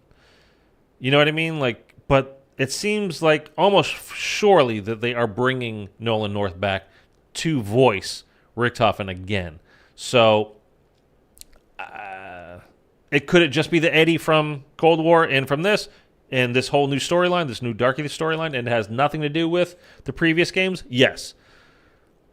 I still think we're going to have some kind of reunion, some kind of thing go on where we get the old characters back into this new game. I just, it's, Call of Duty has such a nostalgia problem. I would call it a problem, but they love nostalgia so much, whether it's multiplayer, whether it's zombies, whether it's campaign stuff. They just can't help themselves. They always go back. Like, they kill off characters. How many times do they kill off characters? And then it turns out, oh, wait, they're not dead. They're back now. Like, please stop. You know what I mean? So, like, they can't help themselves. They have to go back. Andromeda True is also definitely to be too soon for them to return. Maybe she's there with them now since she went back in. At earliest, we could see them at the end of this game. I mean, I wouldn't even say at the earliest. I mean, it just would be a nice, like, kind of like, if you want you want to end big, right? Like, think of the Marvel movies. Like, they end big, like in a big battle at the end. And, like, that would be a big kind of a thing to do, is at the end, bring back the old crew. like to help our new guys or whatever. Like, hey, we've been here before. You can picture like Tank saying something. Oh, we done this here a million times, and we know what we're doing. Geese Couch. Correct me if I'm wrong, but Terminus was the villain in Modern Combat 4 mobile game. I don't know. I don't play any mobile games. Anyone remember that? I don't know. Terminus, and also, by the way, if you're a zombies fan, Walking Dead, Terminus is a huge story set piece, really, of this entire encampment of people. Like, there's all kinds of signs. Did you guys watch Walking Dead? Like, if you watch it, please, feel free, chime in. Because I was watching the show. I didn't even finish the show. I was watching through that point, but I have some of the comics, but I was never a big comic book person. And I don't even have the comics of the Terminus stuff. I bought some of these that are up there, these books that you can see on the second shelf, when I had finished like a certain part of the story, and I was like, man, I don't want to wait 5 months or whatever it was going to be till the next season. So I picked up the comics to continue reading. So it was well after Terminus. But Terminus is this whole area that there were signs like all like in The Walking Dead, like, go to Terminus, and it was like, you'll be safe here. You have a safe haven. Everybody's welcome. Come to Terminus. Come to Terminus. Terminus. And it was this big thing of like, we're going to Valhalla. This little paradise, or at least a place where you can be safe in the Walking Dead universe, which is basically nowhere. So the idea of it was so enticing. And then it turns out, major spoilers. 15-year-old, 10-year-old spoilers now, but for Walking Dead. So go like la la la la la if you don't want to hear. But Terminus ends up to be a trap. There is a place called Terminus, but it's a trap. The people that live there entice new people to show up, and then they kill them and eat them. They are cannibals. So when I heard that this map was called Terminus, the first thing I thought of was Zombies Terminus, and I thought of The Walking Dead. I don't think we're going to have anything necessarily like that going on here. I think it might just be like a sly kind of could be like the stuff that Samantha comes out of the Firebase Z with from the Dark Ether there. She's got the goggles, the scarf, the sword, Is it just a sly wink to the whole kind of zombie stuff? Or is there a deeper meaning? Or is this just... Terminus, they didn't create the word Terminus in Walking Dead, so, Call of Duty can use it as well. But, I don't know. To me, when I heard Terminus in zombies, first thing I thought of. But we'll see. He will have American accent, and I agree Nolan will be back in BO6 100% as Eddie. I remember that in The Walking Dead. Been playing zombies since Noct first dropped and watched the early seasons of Walking Dead. Not to get off topic here, but the first 2 to 3 seasons of The Walking Dead, I think are flat out some of the best television ever made, period. Especially that first season when they break into that world in such an incredible way. It is genuinely scary, and you don't know what's happening, you don't know what's going on. It's terrifying. They did a great job. Anyway, enough about that. We're not talking about The Walking Dead. So let's just, I don't even know, I've been on here for almost an hour and a half now, so there's new stuff I'm sure on Reddit about this, but I just got here, I set this up a while ago, so let's just kind of scroll through a little bit of what's going on in the Reddit wiki, I keep saying the wiki, in the subreddit for COD Zombies, and this is the whole thing I was talking about. The Treyarch posted this, 1 hour, the whole thing, and that's when we got the trailer. It's our crew. Again, this is the trailer coming August 8th, and if you freeze one of these frames just right as I did before, so you can go back and look at it if you want to, there is the face of a zombie behind this. I hate the font of this, but back here that you can see, there's nothing special about it that I could tell, but you can't really see very much of it either. So this is the whole thing about the new perk Melee Macchiato, which I didn't play a ton of. Actually, this is a great little segment here. Just reminded me of something that came out last night or this morning, early this morning. It was 4 o'clock this morning that I saw it. Why was that before 4 o'clock in the morning? That's great question. We're not going to cover it, but it's a good question. So The whole melee macchiato thing is like if you played IW zombies, it's gonna be like Slappy Taffy. You do extra melee damage. I mean, pretty straightforward. Now, I don't like I said, I didn't play a ton of World War II zombies because I didn't really like it. I liked the first map, the Final Reich. The other stuff I didn't care for, but this Faust Blitz, I guess, as you can see, like the fist here. So I guess it does extra melee damage. So that was that. But to me, I'm an IW zombies person. So I thought of Slappy Taffy. Something that came out like I said, it was like 4 a.m. And if I go to my Twitter here, which, by the way, is linked down below if you want to follow, you can. You can say hi to Sandy. That's about the stream here. This is what I just showed you. That was the couple of symbols. Again, protection from the Elder Gods, and then the yellow symbol, which we just covered. So the yellow sign. So you can go back and watch that if you want to. By the way, go ahead. Like, if you guys are still waiting, like Skur Ritual, good game. 25 bucks, worth it. Okay, Black Ops 6 Zombies Easter eggs are guided on screen like Cold War. Okay, now, a couple of things about this. One, you were not guided through Easter eggs in Cold War on screen. You were guided to Pack-a-Punch, at least in D Machina. I don't remember if they did it for everything, for all of the maps, but I know for D Machina you were. Like, you need to go here, and then, like, you know, it says go down the ether tunnel, pick up the part, bring it back to the Pack-a-Punch machine. But you were not guided on screen for Easter eggs.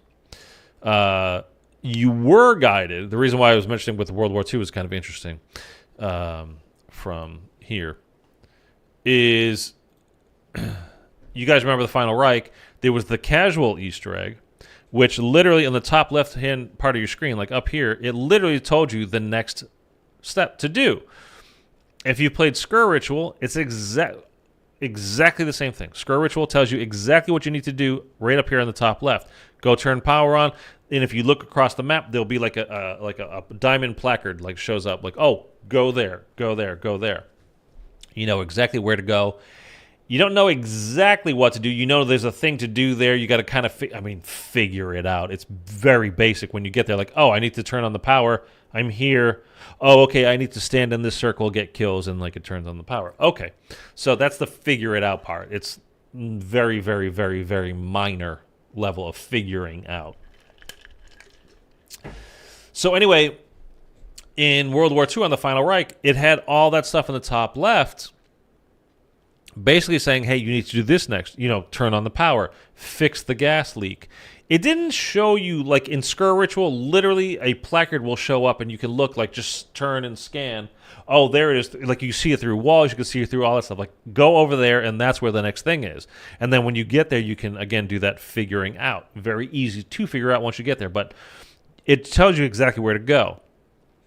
In the Final Reich, it wasn't that explicit with the details, like do exactly this, do exactly that.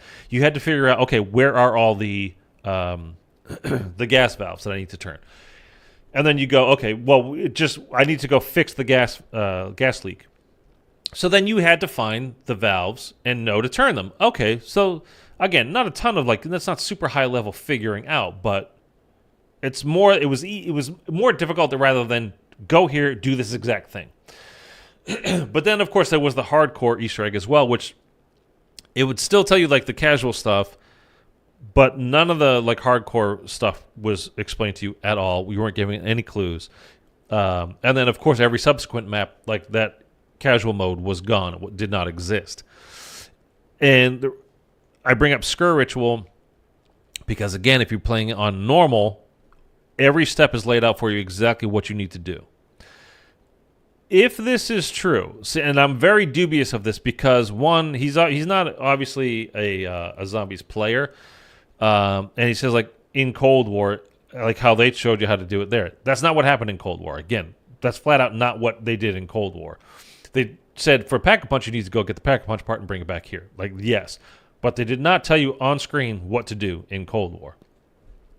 So if they've taken what we think, you know, from, like, the level of difficulty the Cold War was, and added Gobblegums to it, mega Gobblegums to it as well, which we know perkaholics in the game and all that kind of stuff, and if they added on-screen directions, this is going to be a very, very boring year. So I very much hope that this is not true. I don't know if it is or not. I shouldn't say I don't think it is. I have no idea if it is or not. But I'm desperately hoping they didn't take Cold War and make it easier by giving us mega Gobblegums and other Gobblegums as well, but by giving us Gobblegums and on-screen directions. I mean, the thing about like Firebase Z, I talk about it a million times. Like, you get that key, and then as you're walking past the barracks, it says, hey, you can use that key here, you know? Like, that's not a clue. That's directions.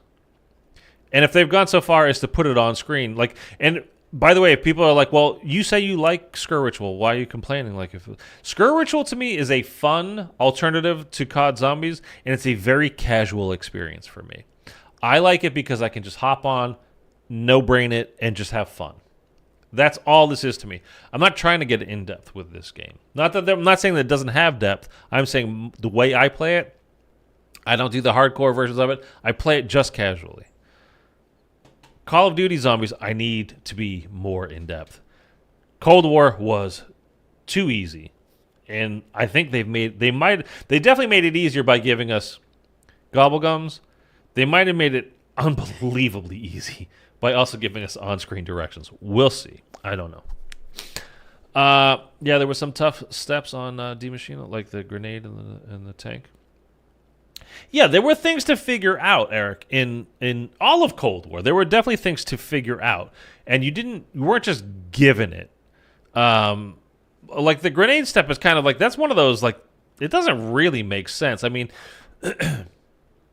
in and of itself, like the characters, there might have been a voice line telling us, hey, like, some kind of explosive might blah, blah, blah, you know, whatever. I don't know. I don't remember at the time. And also, you don't necessarily get those kind of quotes when you're playing solo, so I don't know if it was in there or not. But, yeah, that's something to actually figure out. But anyway, whatever. I hope the Easter eggs are a bit harder than Cold War. Well, I don't think it's going to be Andromeda, but you never know. Rat, what's the best strat to complete Act 2 in Zombies? Dude, like,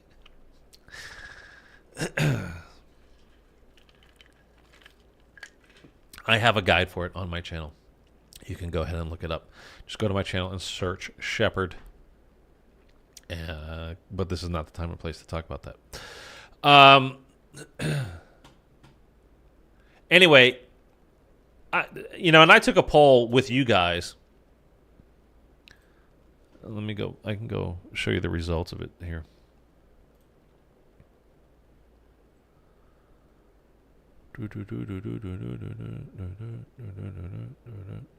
Which of these statements about Cold War Zombies is most true to you? Cold War Zombies is too easy. 67% of you say it's too easy. Cold War Zombies difficulty is just right. That's another 30%. 3%, and I swear these are just the people that are trolling and trying to be funny. Oh, it's too hard. Because if you think Cold War Zombies is too hard, you need to stop playing video games. You go to the library and read. So basically, 100% of the people that involved in this poll said it was, only 30% said it was just right. 70% said it was too easy. Too easy. Now, if you're following me on YouTube and you watch my streams and all that kind of stuff, you're probably into zombies. You're not the most casual player. You might be a casual player, but you're not the most casual player. If you're the kind of person that plays a couple of times a month, maybe because that's all you can do, whatever, like, even then, I don't know that you would say it's too hard. I really don't even think then you would say it was too hard. Not Cold War, man. And then adding the Gobblegums in, just, like, it's just... Gobblegums, Mega Gobblegums, when you've got an unlimited number of them, like most streamers do, makes that game too easy. And if you watch speed runs of, like, I've mentioned it before, but especially it's really bad in Black Ops 4 because the way that the elixirs work, everything's on a cooldown. You don't have to like get lucky out of the Gobblegum machine and get the exact one that you want. You literally have it on your controller. You just press which one you want to use. Anywhere but here. This one is raindrops. This is perkaholic. This is whatever you have on your loaded up. And if you watch speedruns from Black Ops 4, all it is if you're watching mega elixirs is, I mean, it's insane. Raindrops, raindrops, raindrops, raindrops, raindrops, raindrops. The whole way through every speedrun. It is the most boring thing I've ever seen. It's completely pointless to watch because all you're watching is somebody not, clear a map really quickly and impressively. You're watching somebody spend money to get through this thing fast. I don't know. I don't find it interesting. I went to round 201 on D Machina and got bored in X-Field. Too easy. You won't be able to quit and save Gobblegum, which I think is a good thing. That way not every player has unlimited Gobblegums. See, I'm of the mind that Gobblegums are bad for the game, so if you do have like an unlimited amount, like where you could dashboard, which no, you cannot do that anymore.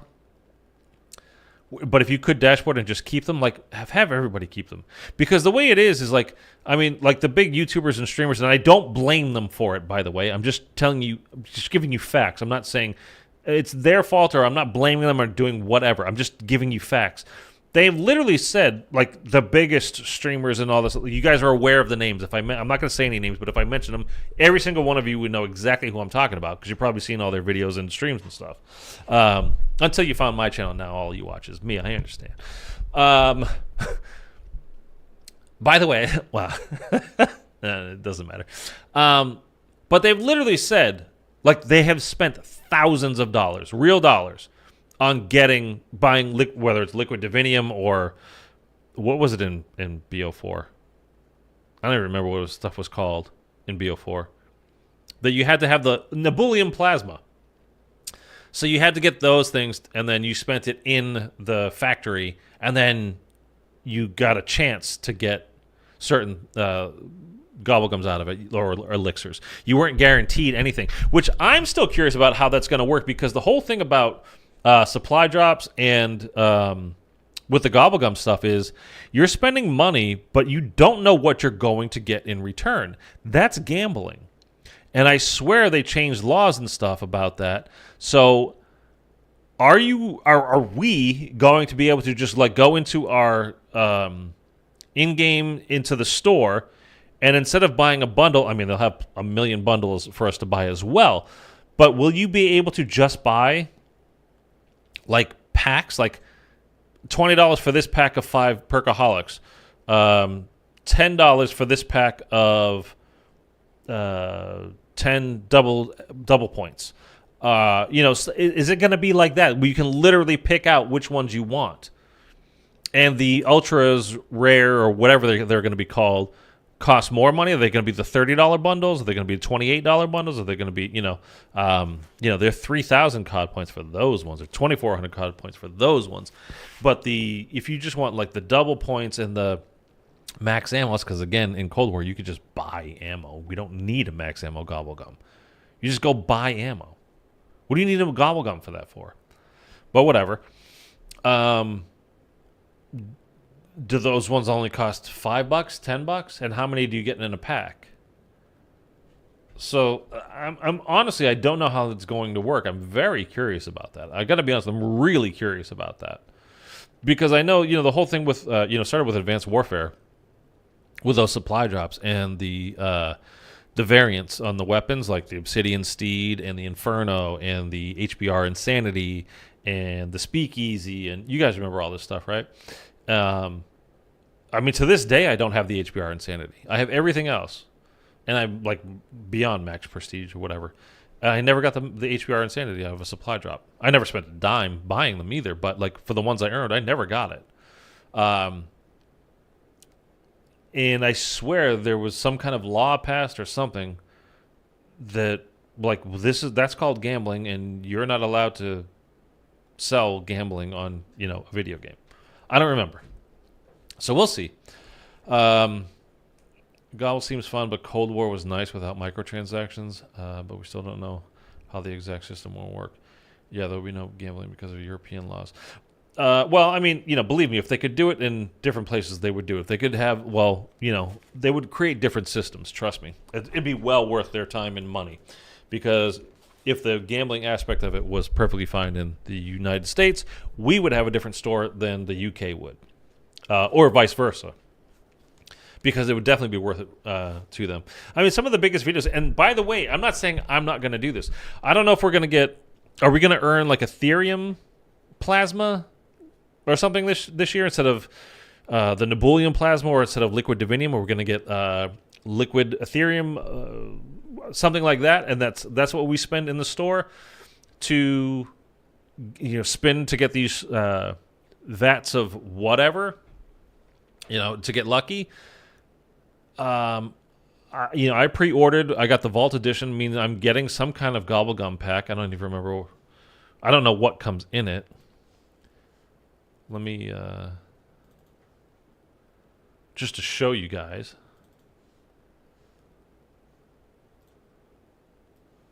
Like, this was a thing. It's part of the Vault Edition.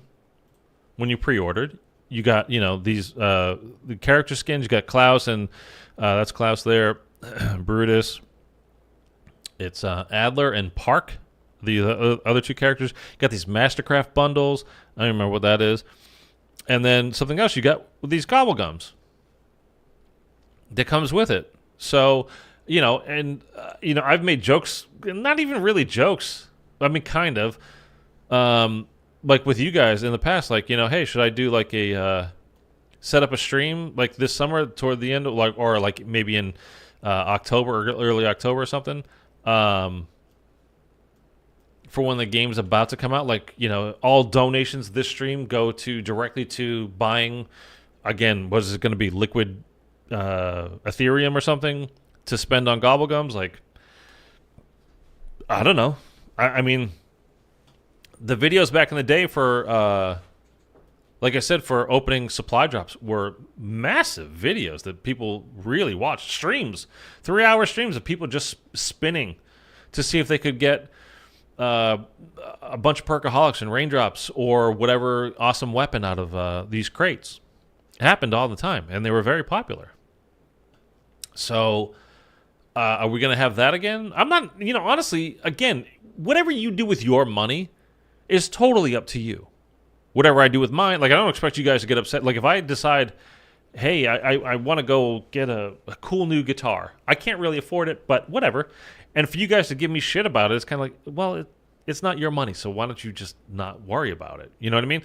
And if you want to spend $500 on liquid Ethereum to try to get better Gobblegums, if you got the money, go ahead. If that's what makes you happy, you do whatever you want with your money. That's totally up to you. I just look at it as like, this is definitely, to me, in my mind, it's definitely a version of pay to win. And I think that's always a bad thing. And again, it's kind of like the rich get richer and the poor get poorer. The rich get richer, meaning if you can afford to spend all that kind of money, you're going to, like, every single game. Again, if you watch big streamers, when they play Black Ops 3, by round 3, they've got a full perkaholic, they've got the entire map open, and they've got probably 15,000 points. Because they used a perkaholic, they got a perkaholic out of the Gobblegum machine, they got a shopping free out of the Gobblegum machine, and they got, like, raindrops or double points and whatever. And I mean, they're at that point, they're literally playing a different version of the same game that you are. If you don't have all those mega Gobblegums to use basically at will. I mean, there is no other way around it. It's a different game that you're playing. I mean, it's the same game, it's the same map, but it's a different version of it. It's kind of like what we were talking about with like Skur Ritual or World War II with the Final Reich, where it was like the casual Easter egg where you had the stuff written up there on screen, like, oh, I got to go over here and pick up this thing next, and then I can bring it back over here because it's telling me to do that, and then I'll get the next part that I need to go unlock that door, and then that will, blah, blah, blah, blah, blah, blah, blah. versus not using that kind of stuff. You don't have the money to spend on the Gobblegums to get, all the perks. I mean, it even goes beyond that too, because especially when you're talking about perkaholics, like in the older games, I'll use Black Ops 3 as the example. You could only buy 4 perks. So getting a perkaholic meant you get 9 perks. You're not only getting more than twice the amount of perks, but it's like even if you wanted to, if you don't have perkaholic, you can't. Or, I mean, you could use soda fountain. I understand. I'm just saying, if you don't have those mega gobblegums, you cannot get to 9 perks. You can only have the 4. So I mean, the advantages just keep compounding. Now, a different way to look at it, especially with Cold War, and we're kind of done with the whole breakdown of, by the way, of Black Ops 6, the trailer. And again, I will be live Wednesday morning, 8 a.m. Pacific time. That's the gameplay trailer debuts. We'll be live streaming it. We're going to break that down.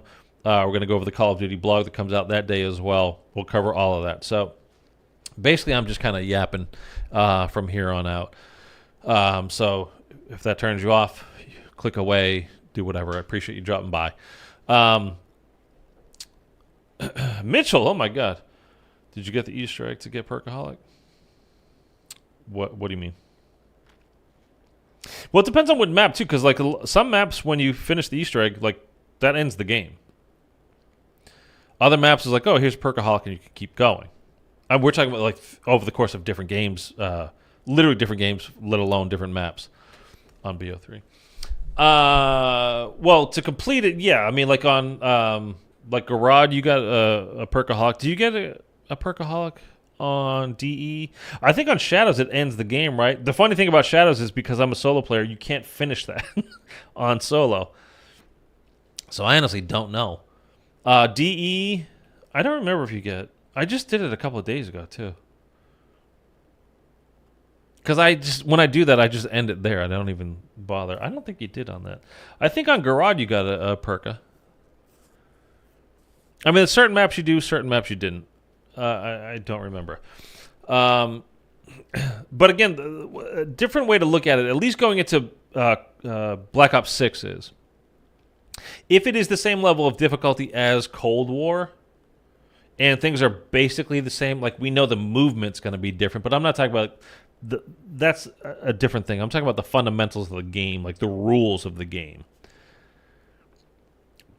Mega Gobblegums probably won't make much of a difference in Black Ops 6. Or, again, think of it as Cold War Part 2. Because you could already buy the Perkaholic, which, again, I know that there's a difference between spending all of that cash that you have to earn on all the perks rather than just using one Gobblegum at the beginning, which probably costs you nothing because they want you to use it multiple times. And by the way, I also heard today how the Gobblegum is going to work is it will, every time you spin it or go to use it, it will offer up 3 of the Gobblegums, and you get to choose which one of those 3 that you want to use. So I think it's like 5 total in your pack, but every time you spin, you get the option of 3 different ones, and then you choose which one. So making it even easier. At least in BO3, you had to get lucky on it. Again, BO4, you got to choose. Like on Garage Crowd, you did the Easter egg in under an hour and a half, you get permanent Perkaholic. After the Easter egg is completed, though, like you did the hard part, yeah. But you don't have permanent Easter egg like forever and ever and ever. Not every time you play the game. Gobblegums or diapers? Decisions. Yeah, Eric, you you don't need to be spending money on Gobblegums. Not that it was a question, right? Like, you're a smart guy. Like, I don't really think I'm gonna be spending money on Gobblegums. I gotta buy diapers and for my brand new baby. Again, congratulations, man. That's so awesome. I'm so happy for you guys. That's really great. Gobblegums, obviously. But again, yeah, a way you can look at it with Cold War is already easy enough. Like having a Perkaholic to it doesn't really matter. I mean, you guys have seen me play Cold War a million times. We've done all kinds of different challenges, like only using the 1911 pistol, only using melee. I did D Machina using PhD only. Like once I bought PhD on round 7, Only way I got a kill from there on out, including with the Megatons, was using PhD. It's not the hardest game ever. You know what I mean? So are the Mega Gobblegums really going to make that much of a difference? I mean, you could almost be assured, though, at some point, right, that they're going to incorporate it. Like, they put this in the game, they're going to incorporate it. Like they did in Black Ops 3. Zetsubo no Shima, people got, like, hung up on that step for a bit. Where do we find this final cog? Like, how the hell do we get this? Well, you need to use it anywhere but here. You had to use a certain Gobblegum. So they won't do a mega. If they do that again in this game, which I would assume at some point, maybe not every map, but they're going to at some point, I would certainly think. Is it going to be like a classic Gobblegum that we have to use? Or whatever I don't know whether they'll term them classics this year. But is there going to be something that we have to use on at least one of these maps, maybe a couple of them? Not necessarily anywhere but here, but using something like that on these maps to, I don't know, to get to a certain location. It's going to be something to complete a step. Which I don't like because you have to then preload into the game. You have to know that before you load into the game. And I didn't like it in BO3. I don't. If they do it in this, I wouldn't like it here. But maybe they've learned their lesson from Zetsubo and like, oh, we shouldn't do that. So anyway, that's kind of the good part of it, I guess, of Gobblegums is that Cold War's so easy, and you know, Black Ops 6 probably is going to be, seems like maybe even easier. That Gobblegums are just going to be so unnecessary that, like, dude, what's the point? Like, do you really need Gobblegums for this? Now, as a content creator, that's a different thing. There could be like different, you know, aspects to these different gums that they do kind of weird things, or maybe they do incredible things, or I don't know. But as far as like just being able to get through an Easter egg, probably not going to make that much of a difference. But you never know. I don't know. Is there anything that you guys like that I haven't touched on, or that you want me to go over more that I've mentioned, but you don't feel like covered enough today? Like, where are you guys at? I mean, I think we fairly well broke down. Like this, I guarantee you, there's more things on those walls, and I, well, like in where is it? That's from his cell. There's all kinds of stuff we could zoom in here. Again, tally marks there. Like, it's not the highest quality, though. And somebody did translate these, by the way, and I don't remember what it says. But there's like this massive symbol above him. And I can't quite make out what that is. That looks like a face to me. Eyes, nose, mouth, jawline. With like a symbol on the forehead. And like this stuff, kind of like the circles kind of radiating outwards from it. But again, I don't have a super high quality picture. More symbols and things like that. So there's more to find for sure.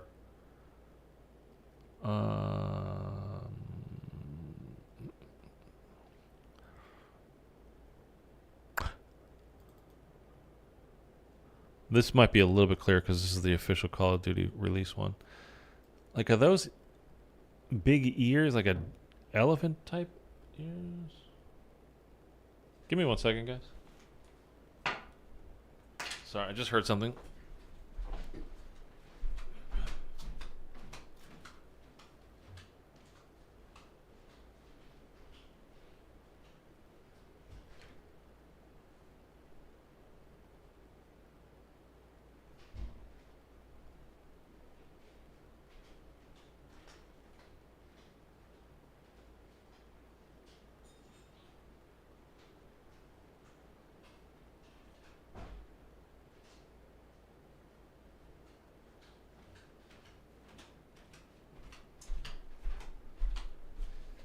Did you think I was going to do like a Mr. Raffle Waffles thing? Oh my god, I'm kidnapped. They've taken me. No. What's going to happen to me now? I literally thought I did hear something, and I'm expecting a delivery today. I was supposed to get a delivery like first thing this morning or yesterday. I don't remember. It was like, oh, something happened. Like the first notification I got was like, hey, they tried to deliver it. And the next one was like, hey, look, this is basically never going to get there. And when that happens, when it never gets there, let us know and we'll we'll refund you. Like, okay.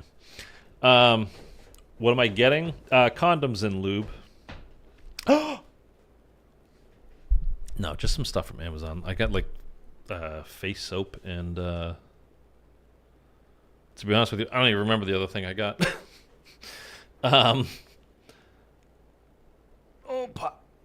god. But anyway, yeah. So they're like, oh yeah, it's they tried to deliver it, but there was an issue, and then like I got another message like, no, it's never getting there. And then I got another message going, okay, it's been refunded, and then I clicked order again, and they're like, okay, it's going to be there today because they messed up, I guess. So it said between 2 and 6, and I thought it's now 3:30, so I thought maybe that was it. I literally heard some kind of clunk or whatever over there. I don't know. I don't mind anywhere, but here on Zetsubo is one that a lot of people ran.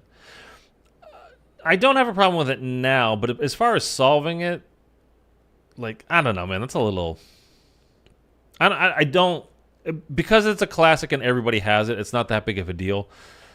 But I don't like having to... It's kind of like with Black Ops 4. Okay, before you start playing this map, what perks do you want to use for this map? Like, well, I don't know. I don't know the map. Let me get in there and move around and see which perks will be best for this particular map. So having to choose beforehand, I don't like. But, whatever. I just woke up and missed everything. Map of the island, what you getting? Fun week. That was stupid. He's milking content. Waffles. I mean, honestly, I don't know. Good for him for being creative. I didn't, honestly, it hit me when I said I heard something and started walking away. As I was walking away, I took that first step. I'm like, oh, I wonder if they think I'm doing like a thing like that. Because Pizza put in some hidden Morse code or in some static on his streams, like the end of his streams or something, right? And Noah did a whole thing where he walked out of the room and like technical difficulties and then came back like, hi, everything is fine now. I am okay. He's really acting, doing a good job. I mean, I'm just messing with him. So they're creating, they're doing a thing. Like, honestly, I think that's great. I just thought, go ahead and do it. That like it's fine. They're doing a good thing. They're having fun. Good. People are interested, man. People are watching it. So good for him. I just literally just as I got up, I thought, oh, they might think I'm just messing around, like doing one of those things, and I genuinely am just waiting for a package. It wasn't anything about it. So people actually believed he was kidnapped. I mean, people believe a lot. Like something I was about to say earlier in the stream was like, I had one of these streams I mentioned like to you guys, like I said something like, along the lines of, oh man, I guess I didn't get my invite to Call of Duty Next yet or something like that, but I'm sure it's in the mail. Somebody left a comment like a week later like, dude, they're obviously not going to send you an invite. Like, who the hell do you even think you are? Like, if they would invite you, you think it's lost in the mail? Like, dude, you're not getting one, so just get over it. Like, you couldn't tell that was a joke? You dumb mother effer. Like, how stupid, honestly, how stupid are you? So, people believe a lot of things, man. I mean, look at the gas. All right, I'm getting way off topic. Like, if I go down that rabbit hole, and I'm not going to. Speaking of rabbits, Mr. Peaks, man. Can we actually just watch this for a minute? Because this is, I mean, it legitimately creeps me out. By the way, so yeah, this whole symbol up here, like somebody will figure that out probably today and post it. Somebody like Glitching Queen will probably have this done by like later today. She'll be able to fill in all the lines and like get like a clear picture of what this is. I'm not able to do that. I have no skills. So there's more to come, but just as far as like what we're here to cover today, like I think we've kind of got it. Again, you can get Bonin Islands in the Pacific. Rudyard Kipling, Boots is the poem. We covered a little bit of what was on Reddit. Like, there's going to be plenty more. The Yellow Sign, this is kind of interesting. And knowing that it predates Lovecraft is actually more interesting to me. But that specifically talking about the old ones, and we got in Cold War, the Elder Gods and all that kind of stuff. So that is also, I find, very interesting. I am very interesting, and here is my Twitter, and you can follow that over on Twitter at IamSwitters. Bestiary. We're going to get some info about animals that are going to be in the game on Wednesday as well. Perhaps we're getting something different from Hellhounds and Plaguehounds. But I looked up bestiary because I didn't know how to pronounce it. And I was like, what is that? And again, it sounded a lot like bestiality. And I was like, ooh, that's weird. Like, what is Treyarch doing? And then it turns out it is related. I mean, it's animals. That's as far as the relation goes. So, now that we've brought that back to animals, see how I do? I'm a genius, goddammit. Let's watch this real quick.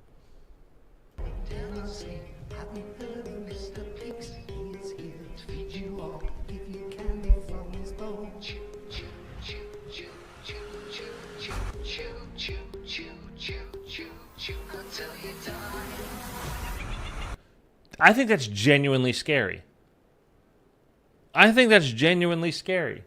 Mark, what's up, man? Let's listen to it again.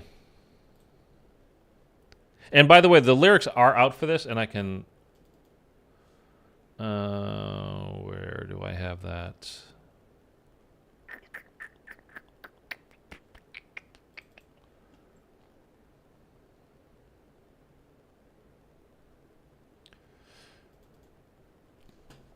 Do not cry, dare not sleep. Have you heard of Mr. Peaks? He is here to feed you all, give you candy from his bowl. Chew, chew, chew, chew, chew, chew, chew, chew, chew until you die. That's scary, man. Like, it's legit scary.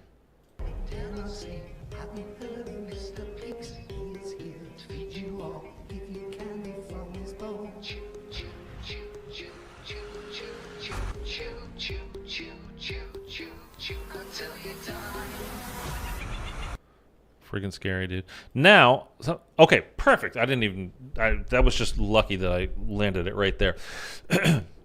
So, Intel came out today. Well, rumors came out today that, like I said, when you go to use the Gobblegum machine this time, instead of just getting one random Gobblegum out of your pack of 5 out, you're going to get the option of 3, and then you will choose which one of those 3 that you want. I think the reason why this screen is here is it's going to show the 3 Gobblegums that are available, and you then choose from that. So, Perkaholic here, Raindrops, Shopping Free. Ooh, I'll take the Shopping Free now. Ooh, I'll take the Perkaholic now. Whatever. I think that's why this screen is here, although I would not be surprised at all, at least on the first map, if we get some kind of Easter egg clue on this screen. Like, Mr. Peaks will come out and say something to us at some point. And, because it's new and because it's creepy, and why not? So, anyway, I think that's certainly a possibility. I like the Chalice as Pack-a-Punch in Cold War Outbreak more than the crystals. The Chalice. From the dark chests or whatever they're called, those challenges. When you said Chalice, I started thinking of and perks. I started thinking of well, you didn't say perks, did you? You said Pack-a-Punch. Yeah, you said Pack-a-Punch. I was thinking of the chalices in Vanguard for the perks. And you remember on Shino Numa on that one, you had to fill up the blood perk thing, the empty blood perk one, and scoop that out and drink that too. I remember that several people who had less than 20,000 subs get invited to BO3 stuff. I remember that several people who had less than 20,000. I don't know. I've never been invited to any of their things. I probably never will. I don't know. I want crocodiles as the dog replacement.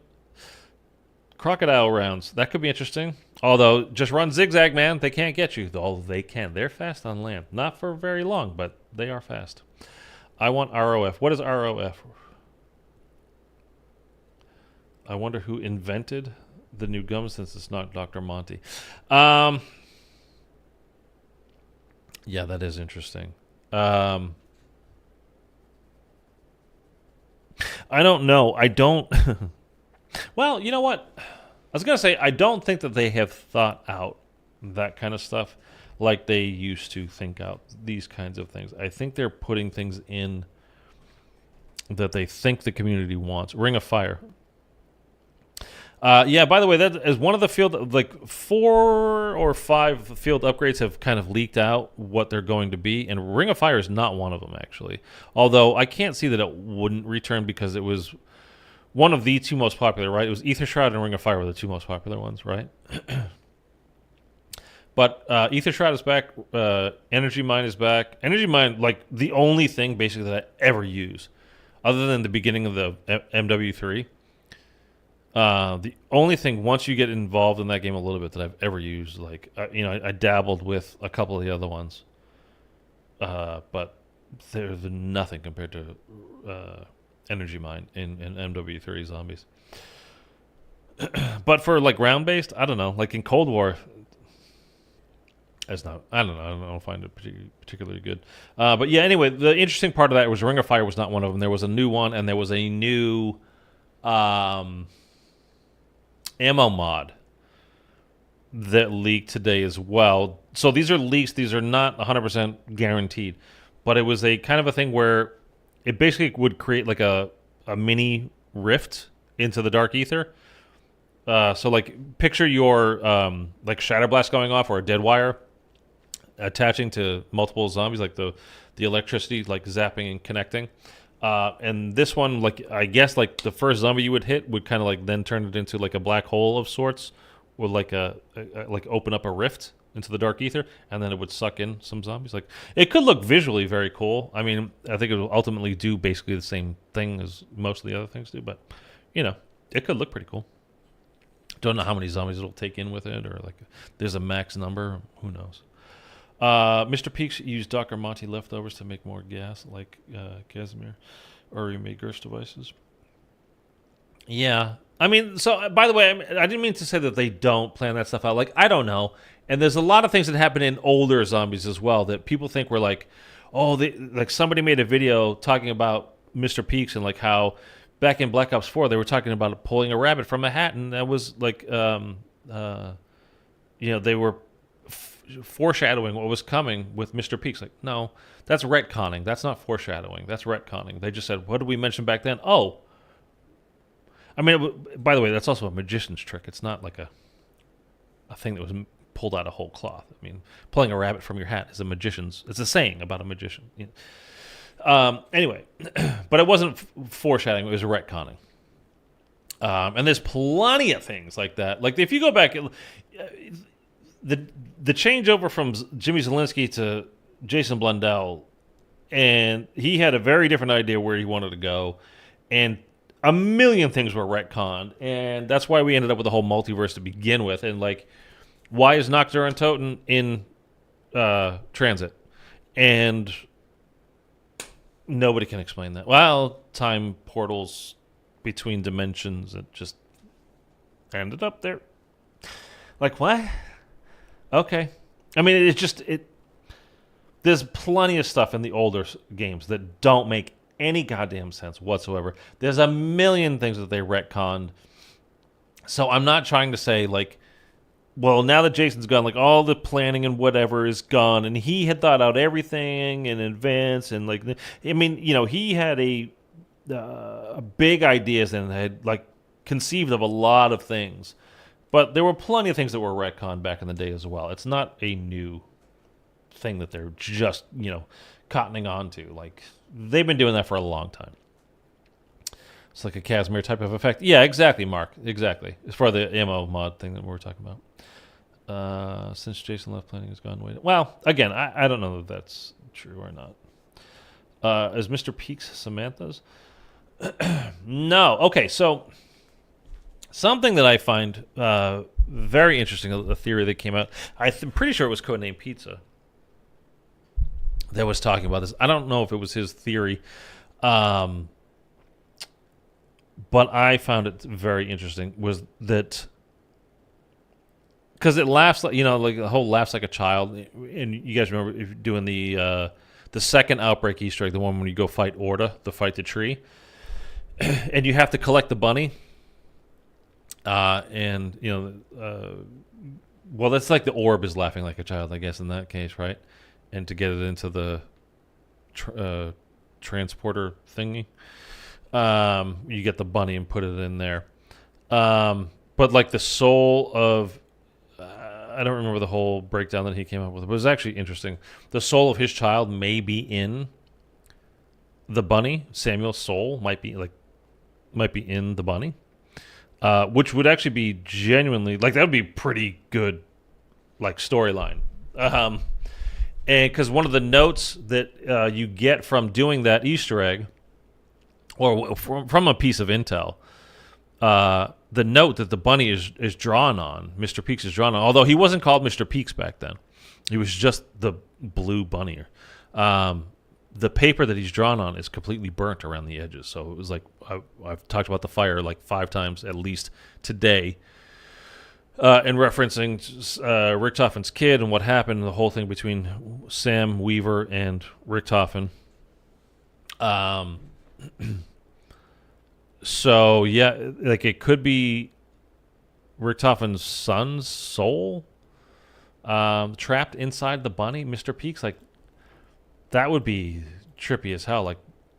Honestly, that would be a pretty goddamn cool little change of pace. Where we're going, it's dark. Very dark, but it would make sense insofar as we're dealing with the supernatural and all these kinds of things, so it would fall in line with that. It's not like it doesn't make sense in a normal, if I walked outside today, in real life, and found a bunny teddy bear with a child's soul trapped in, that's not normal. But in the world of Call of Duty Zombies or a horror movie or something like that, yeah, it would make sense. It'd be a pretty interesting story as well.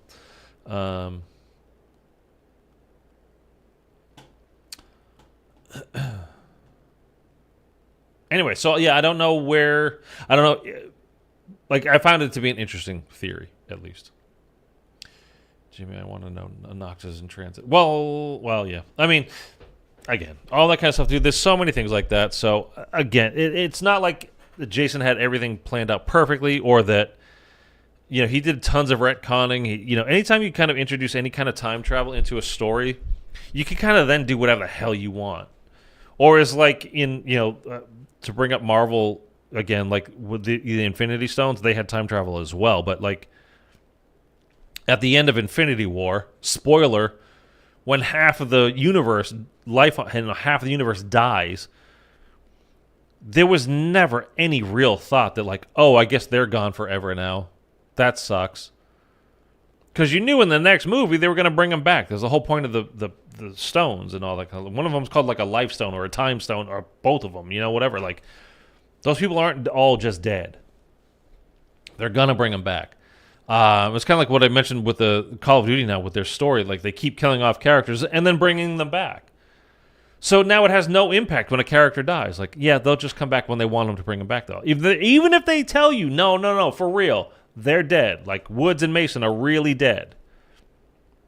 Until you don't want them to be anymore, and then you bring them back.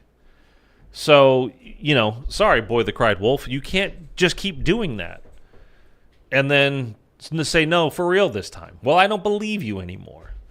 And you take away that impact that it would have, that emotional impact that it's supposed to have when you do something like that to Soap in the Modern Warfare 3 campaign. And then 3 months later, he's a bundle in the Modern Warfare 3 store. Or when you're playing Zombies, he's still talking to you. Wait a minute, what? So, Like it completely loses its impact. Whether these characters are actually died off or not, for real, well, for real now, again, like I said, until they decide, oh man, but if we brought that character back, it would be so cool because it relates back to this, and this is what we're bringing back. Yeah, Call of Duty has a nostalgia problem, a very, very big, bad nostalgia problem, and they need to move past it. They gotta find a way past it.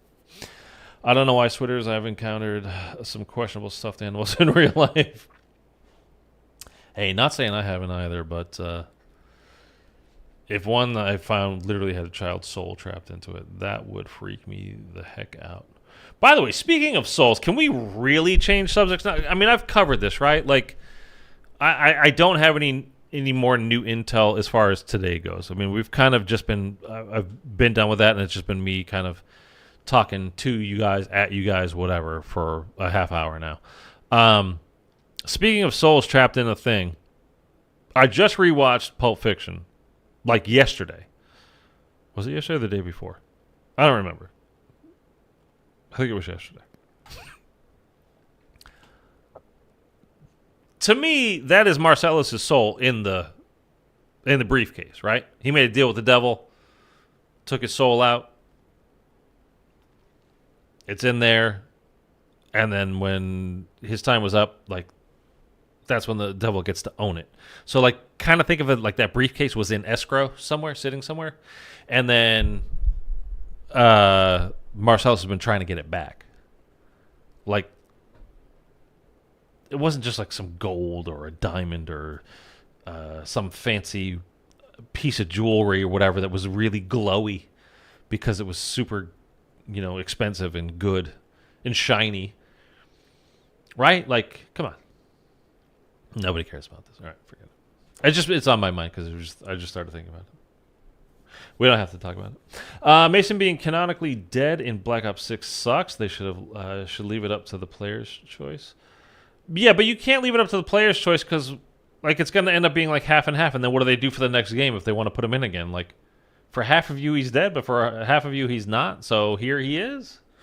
I mean, you can't, you know what I mean? Like, you can't do, I get it for, like, choose your own adventure kind of storytelling. Like, yeah, I understand what you're saying, but you do kind of need to have something solidified as far as the story goes moving forward. Like, again, you couldn't just end Infinity War with Spider-Man dying in my movie, but your movie, he was alive because you wanted him to be alive. And then we both go see Endgame and, like, he's alive. And I'm like, wait a minute, he died in my movie. And you're like, no, but he lived in my movie. Like, that wouldn't, like, you can't do that.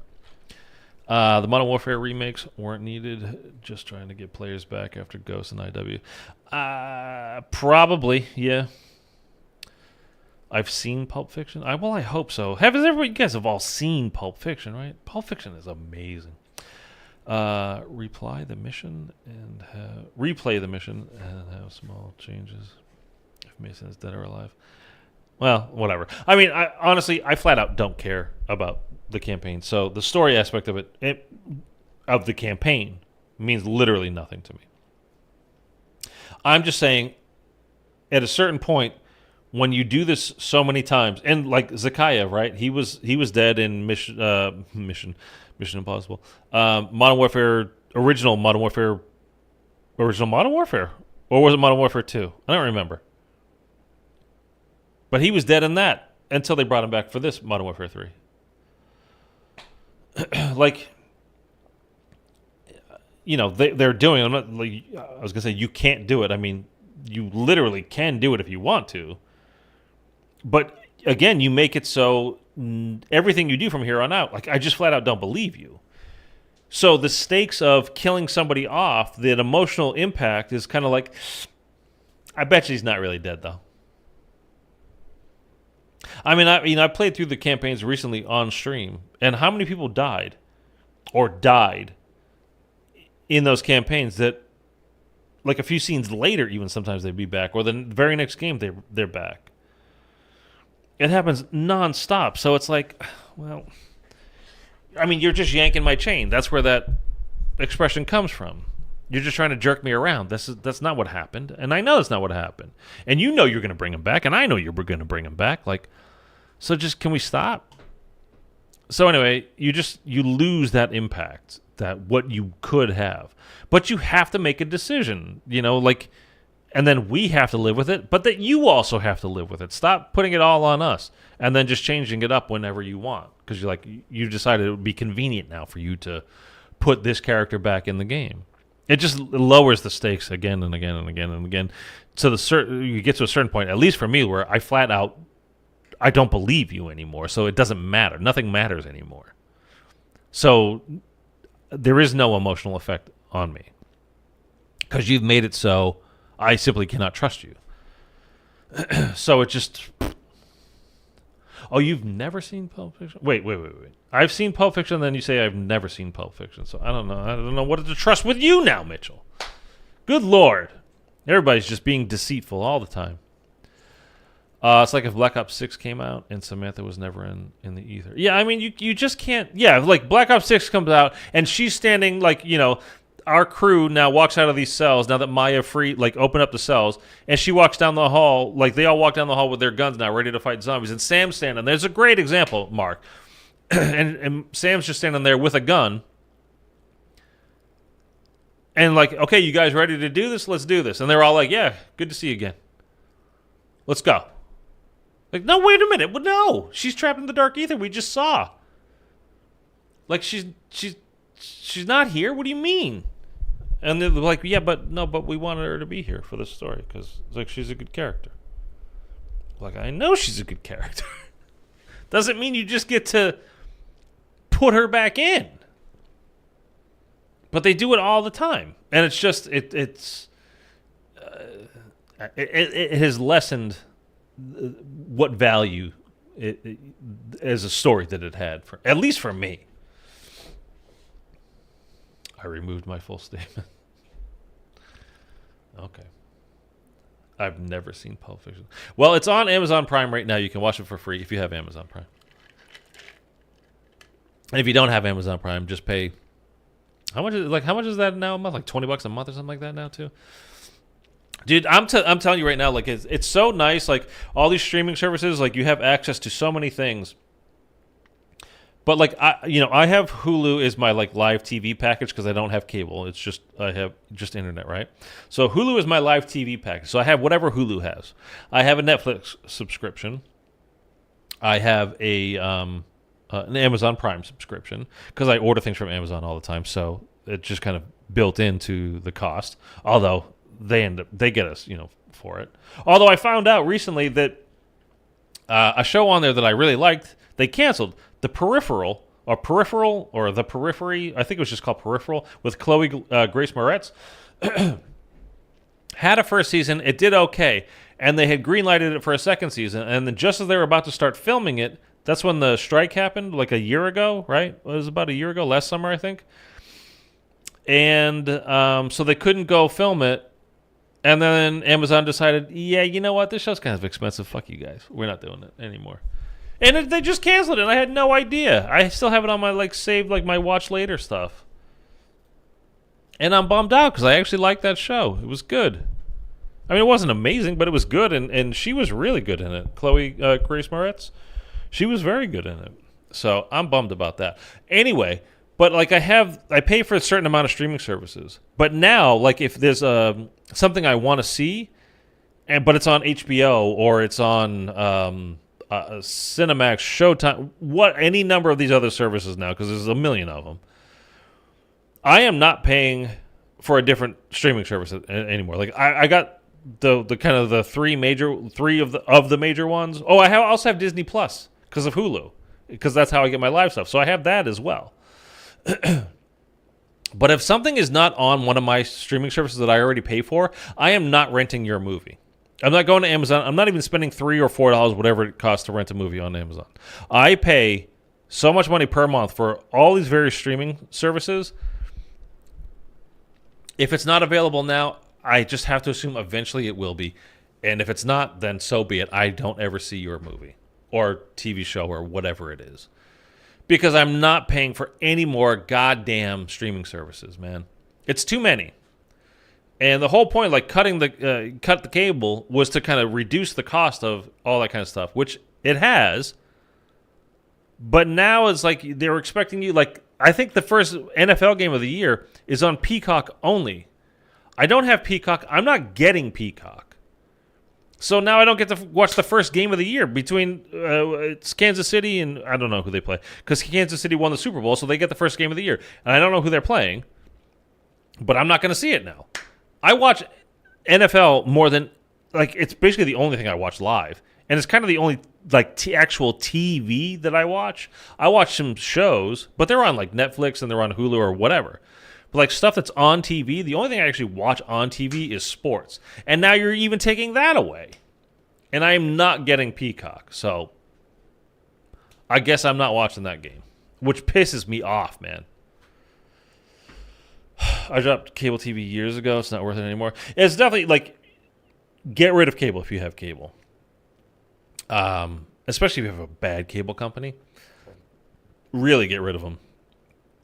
I had a bad one, and their service just sucked. I'm so happy that they're gone. Prime Video used to be fully free. I don't ever remember it being fully free, but I have had an Amazon Prime subscription for as long as I can remember because I don't live near my family, and I used to, like, it was worth it when I moved from Massachusetts to California, just so I could send packages for Christmases and birthdays and whatever else is, back east to the family back east. Because you get free shipping. So it was worth it for that alone for me.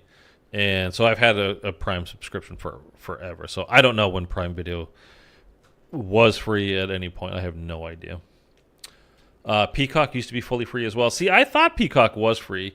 And I know last year, because they had speaking of the NFL, they had a game, one of the playoff games on Peacock only. I was like, I'm not doing it, man. I'm just not. I'm not even going to do the free week and then, like, you get to just watch the game and then cancel it. No, I'm not doing it.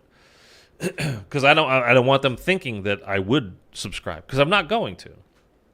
I'm done paying for new subscription services. I have enough of them now. And you put your stuff on one of these major subscribers, or else I'm not going to see it. I'm just not. Or put it on, like, Tubi if it's free.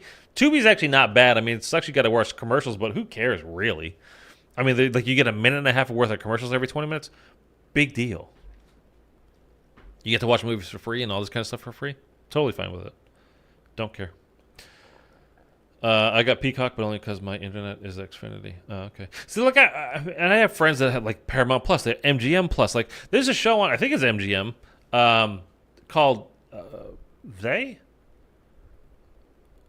I think it is. Hold on. Now I'm going to look it up, because I actually really like the show. And what they did was they made it available, the first season, it's called From, MGM Plus, From. And they made the first season available for free on Amazon Prime, I don't know, a year and a half ago. And I remember seeing the previews for it, like a trailer for it, and thinking, like, oh, this looks really good. And being quite interested, and it's like, oh, but MGM Plus, like, I don't have MGM Plus. What the hell else is on MGM Plus? I don't know. Am I going to pay for that per month now too? Like, no, because the only show on it that I would watch is probably this. Probably that, the From show. And I watched the first season. It was really good. I really enjoyed it. But season 2 is, at least as of now, like, you have to get a subscription, and I'm not going to do it. Like I said, I'm done getting new subscriptions. I just am. The free week that is almost impossible to cancel. Yeah, well, supposedly if you do things through Amazon, it's much easier, but I've never done it. I talked to a friend of mine, and she was like, yeah, actually, on Amazon they make it easier, because Amazon wants your business. Amazon doesn't want to piss you off. They want to keep your business. So I think it's easier that way, but yeah. Any kind of thing like, well, you get it for free for blah, blah, blah amount of time, and then you just cancel it later. Like, I know people do it all the time. I mean, one of the funniest things ever was, like, back in Game of Thrones, the original show, when that was on, like, week to week, people would buy and cancel HBO, buy and cancel every Sunday, buy and cancel it, buy and cancel it, buy and cancel it. And they wouldn't get charged, really, because you're getting it for a day or something like that. And they would keep doing it. I don't know if people did it for The Sopranos as well, but I know it was happening like with Game of Thrones. And doing like free, trying to get the free week, the free whatever's. It's kind of like the show Yellow Jackets on Showtime, which if you've not seen, the first season at least is incredible. Loved it, man. It's basically Lord of the Flies, but with girls. I mean, literally. But anyway, it was still really good. And what's her name? Melanie. She's the main actress on it. Both the adult version, Melanie Linsky, the adult version, she plays the adult version of the main character, and the younger version of her. They're both really good. There's just really good actors in it all around. But it's a great show. But like, I got to see it because again, they did like a free weekend or something like that of Showtime on whatever. Like, I know I'm coming off sound like a super cheapskate here, but like, dude, there's so many individual things to pay for now. Like, I was gonna say you're getting nickel and dime, but you're not getting nickeled. You're getting like $20 and dimed, like nonstop, left and right. And it's just like, there's so many services, man. I just can't. And the only thing on Showtime that I would watch, I mean, I'm sure they would have a movie, now and again that I would enjoy. But it's just that show. So it's like I would consider getting it for a week and then canceling, like doing the free trial for a week, whatever. Like binge watch it for a week and then done with it, like cancel. And I actually kind of really would like to do that. But that's the other thing with these shows now, like stuff that's on HBO or even Netflix or Showtime or whatever, is like they have these shows that are on, and it's like, okay, this season ended, and you, of course, they release them all at the exact same moment, so you binge watch it for a night, like you're cracked out the next morning because like I haven't slept, I've been watching Stranger Things like on a loop, and then it's like, okay, now 2 years later the next season will be out. Like, well anyway, I'm not paying for the service every month mainly because I like this one show, and you're not even gonna have another season for 2 years, and then like I'm gonna watch that new season in a day and a half when that comes out, like, or at best like it'll take a week to binge it. Like, no way, man. $20 in times. Yeah, I mean, I don't know. It makes no sense, but you got the point of what I was saying. I know it doesn't make actually sense what I'm saying, but anyhow, yeah, like it's just there's so many different services, so many different things now. It's just like there's too many of them, man. And kind of oddly, what's really happening? There used to be three networks. It was NBC, CBS, and ABC. And then Fox came along in the 80s. And that's really still kind of it, right? And then since then, there's been some, but like those the major ones, right? And then since then, there's been the cable networks that have popped up that, popped up. HBO, they've had some incredible, like some of the best shows ever. Game of Thrones, barring season 8. But the show as a whole is incredible. Sopranos, I think, is the best show probably ever. They've had a bunch of shows, right, that are very good.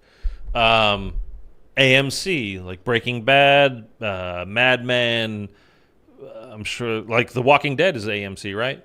But those are kind of like niche, smaller ones, right? And now you've got like the whole streaming thing was like we're cracking it wide open, man. It's not just the networks anymore. Like screw them, screw the system, blah blah blah. F you, cable companies no more.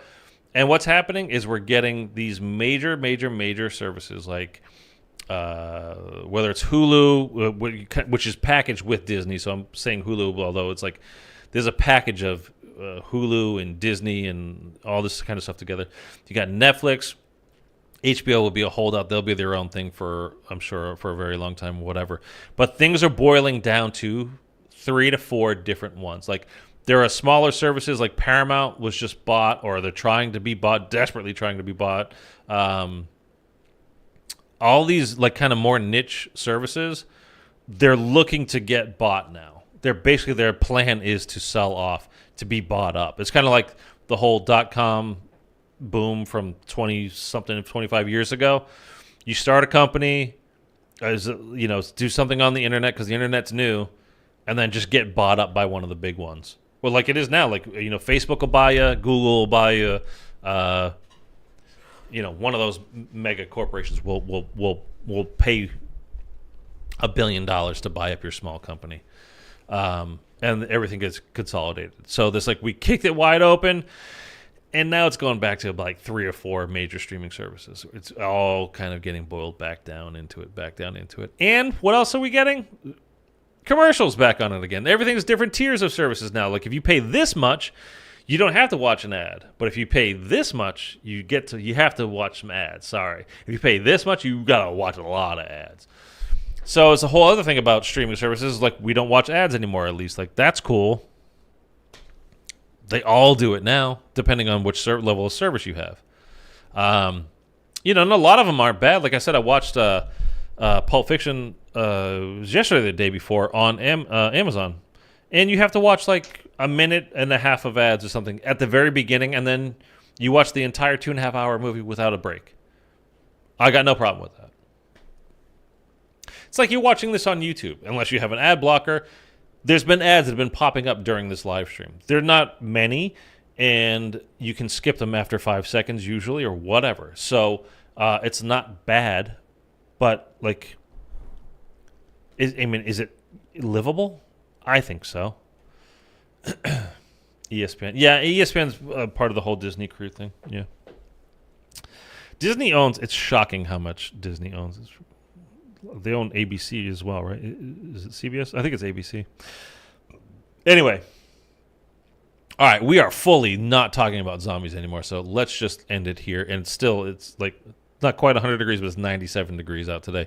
Although after today, it is supposed to break, and it will only be in the low 90s to high 80s for the rest of the week, supposedly. So, tomorrow, we might be back with some... the one-box challenge again for Firebase Z, which went disastrously wrong the other day. And then, like I said, Wednesday morning is today we got the cinematic reveal trailer, or intro cinematic. It's not even a trailer, really. It's the intro cinematic to what Terminus Island map. So this is like when you load into the game, what we watched today, what came out today, will be what plays before we actually start playing the map.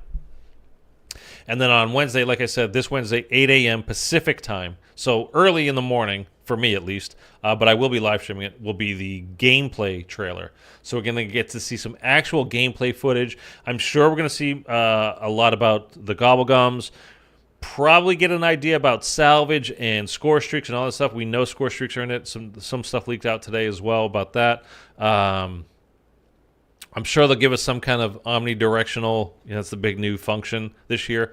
So they'll give us some kind of look, a deeper dive into that probably. So there should be a lot of stuff to look forward to anyway.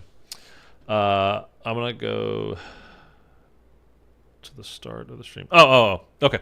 Yeah, so if you are just getting here now, by the way, you can do what Mitchell's doing. Just go back to the beginning of the stream.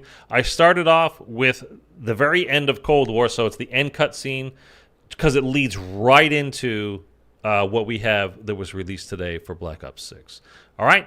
I will see you guys. If not tomorrow, I will see you Wednesday morning, 8 a.m. for the gameplay reveal. Mark, you'll be doing the same thing. All right, man. Everybody have a great day, and I will catch you tomorrow. If not then, I will see you Wednesday for the gameplay reveal trailer.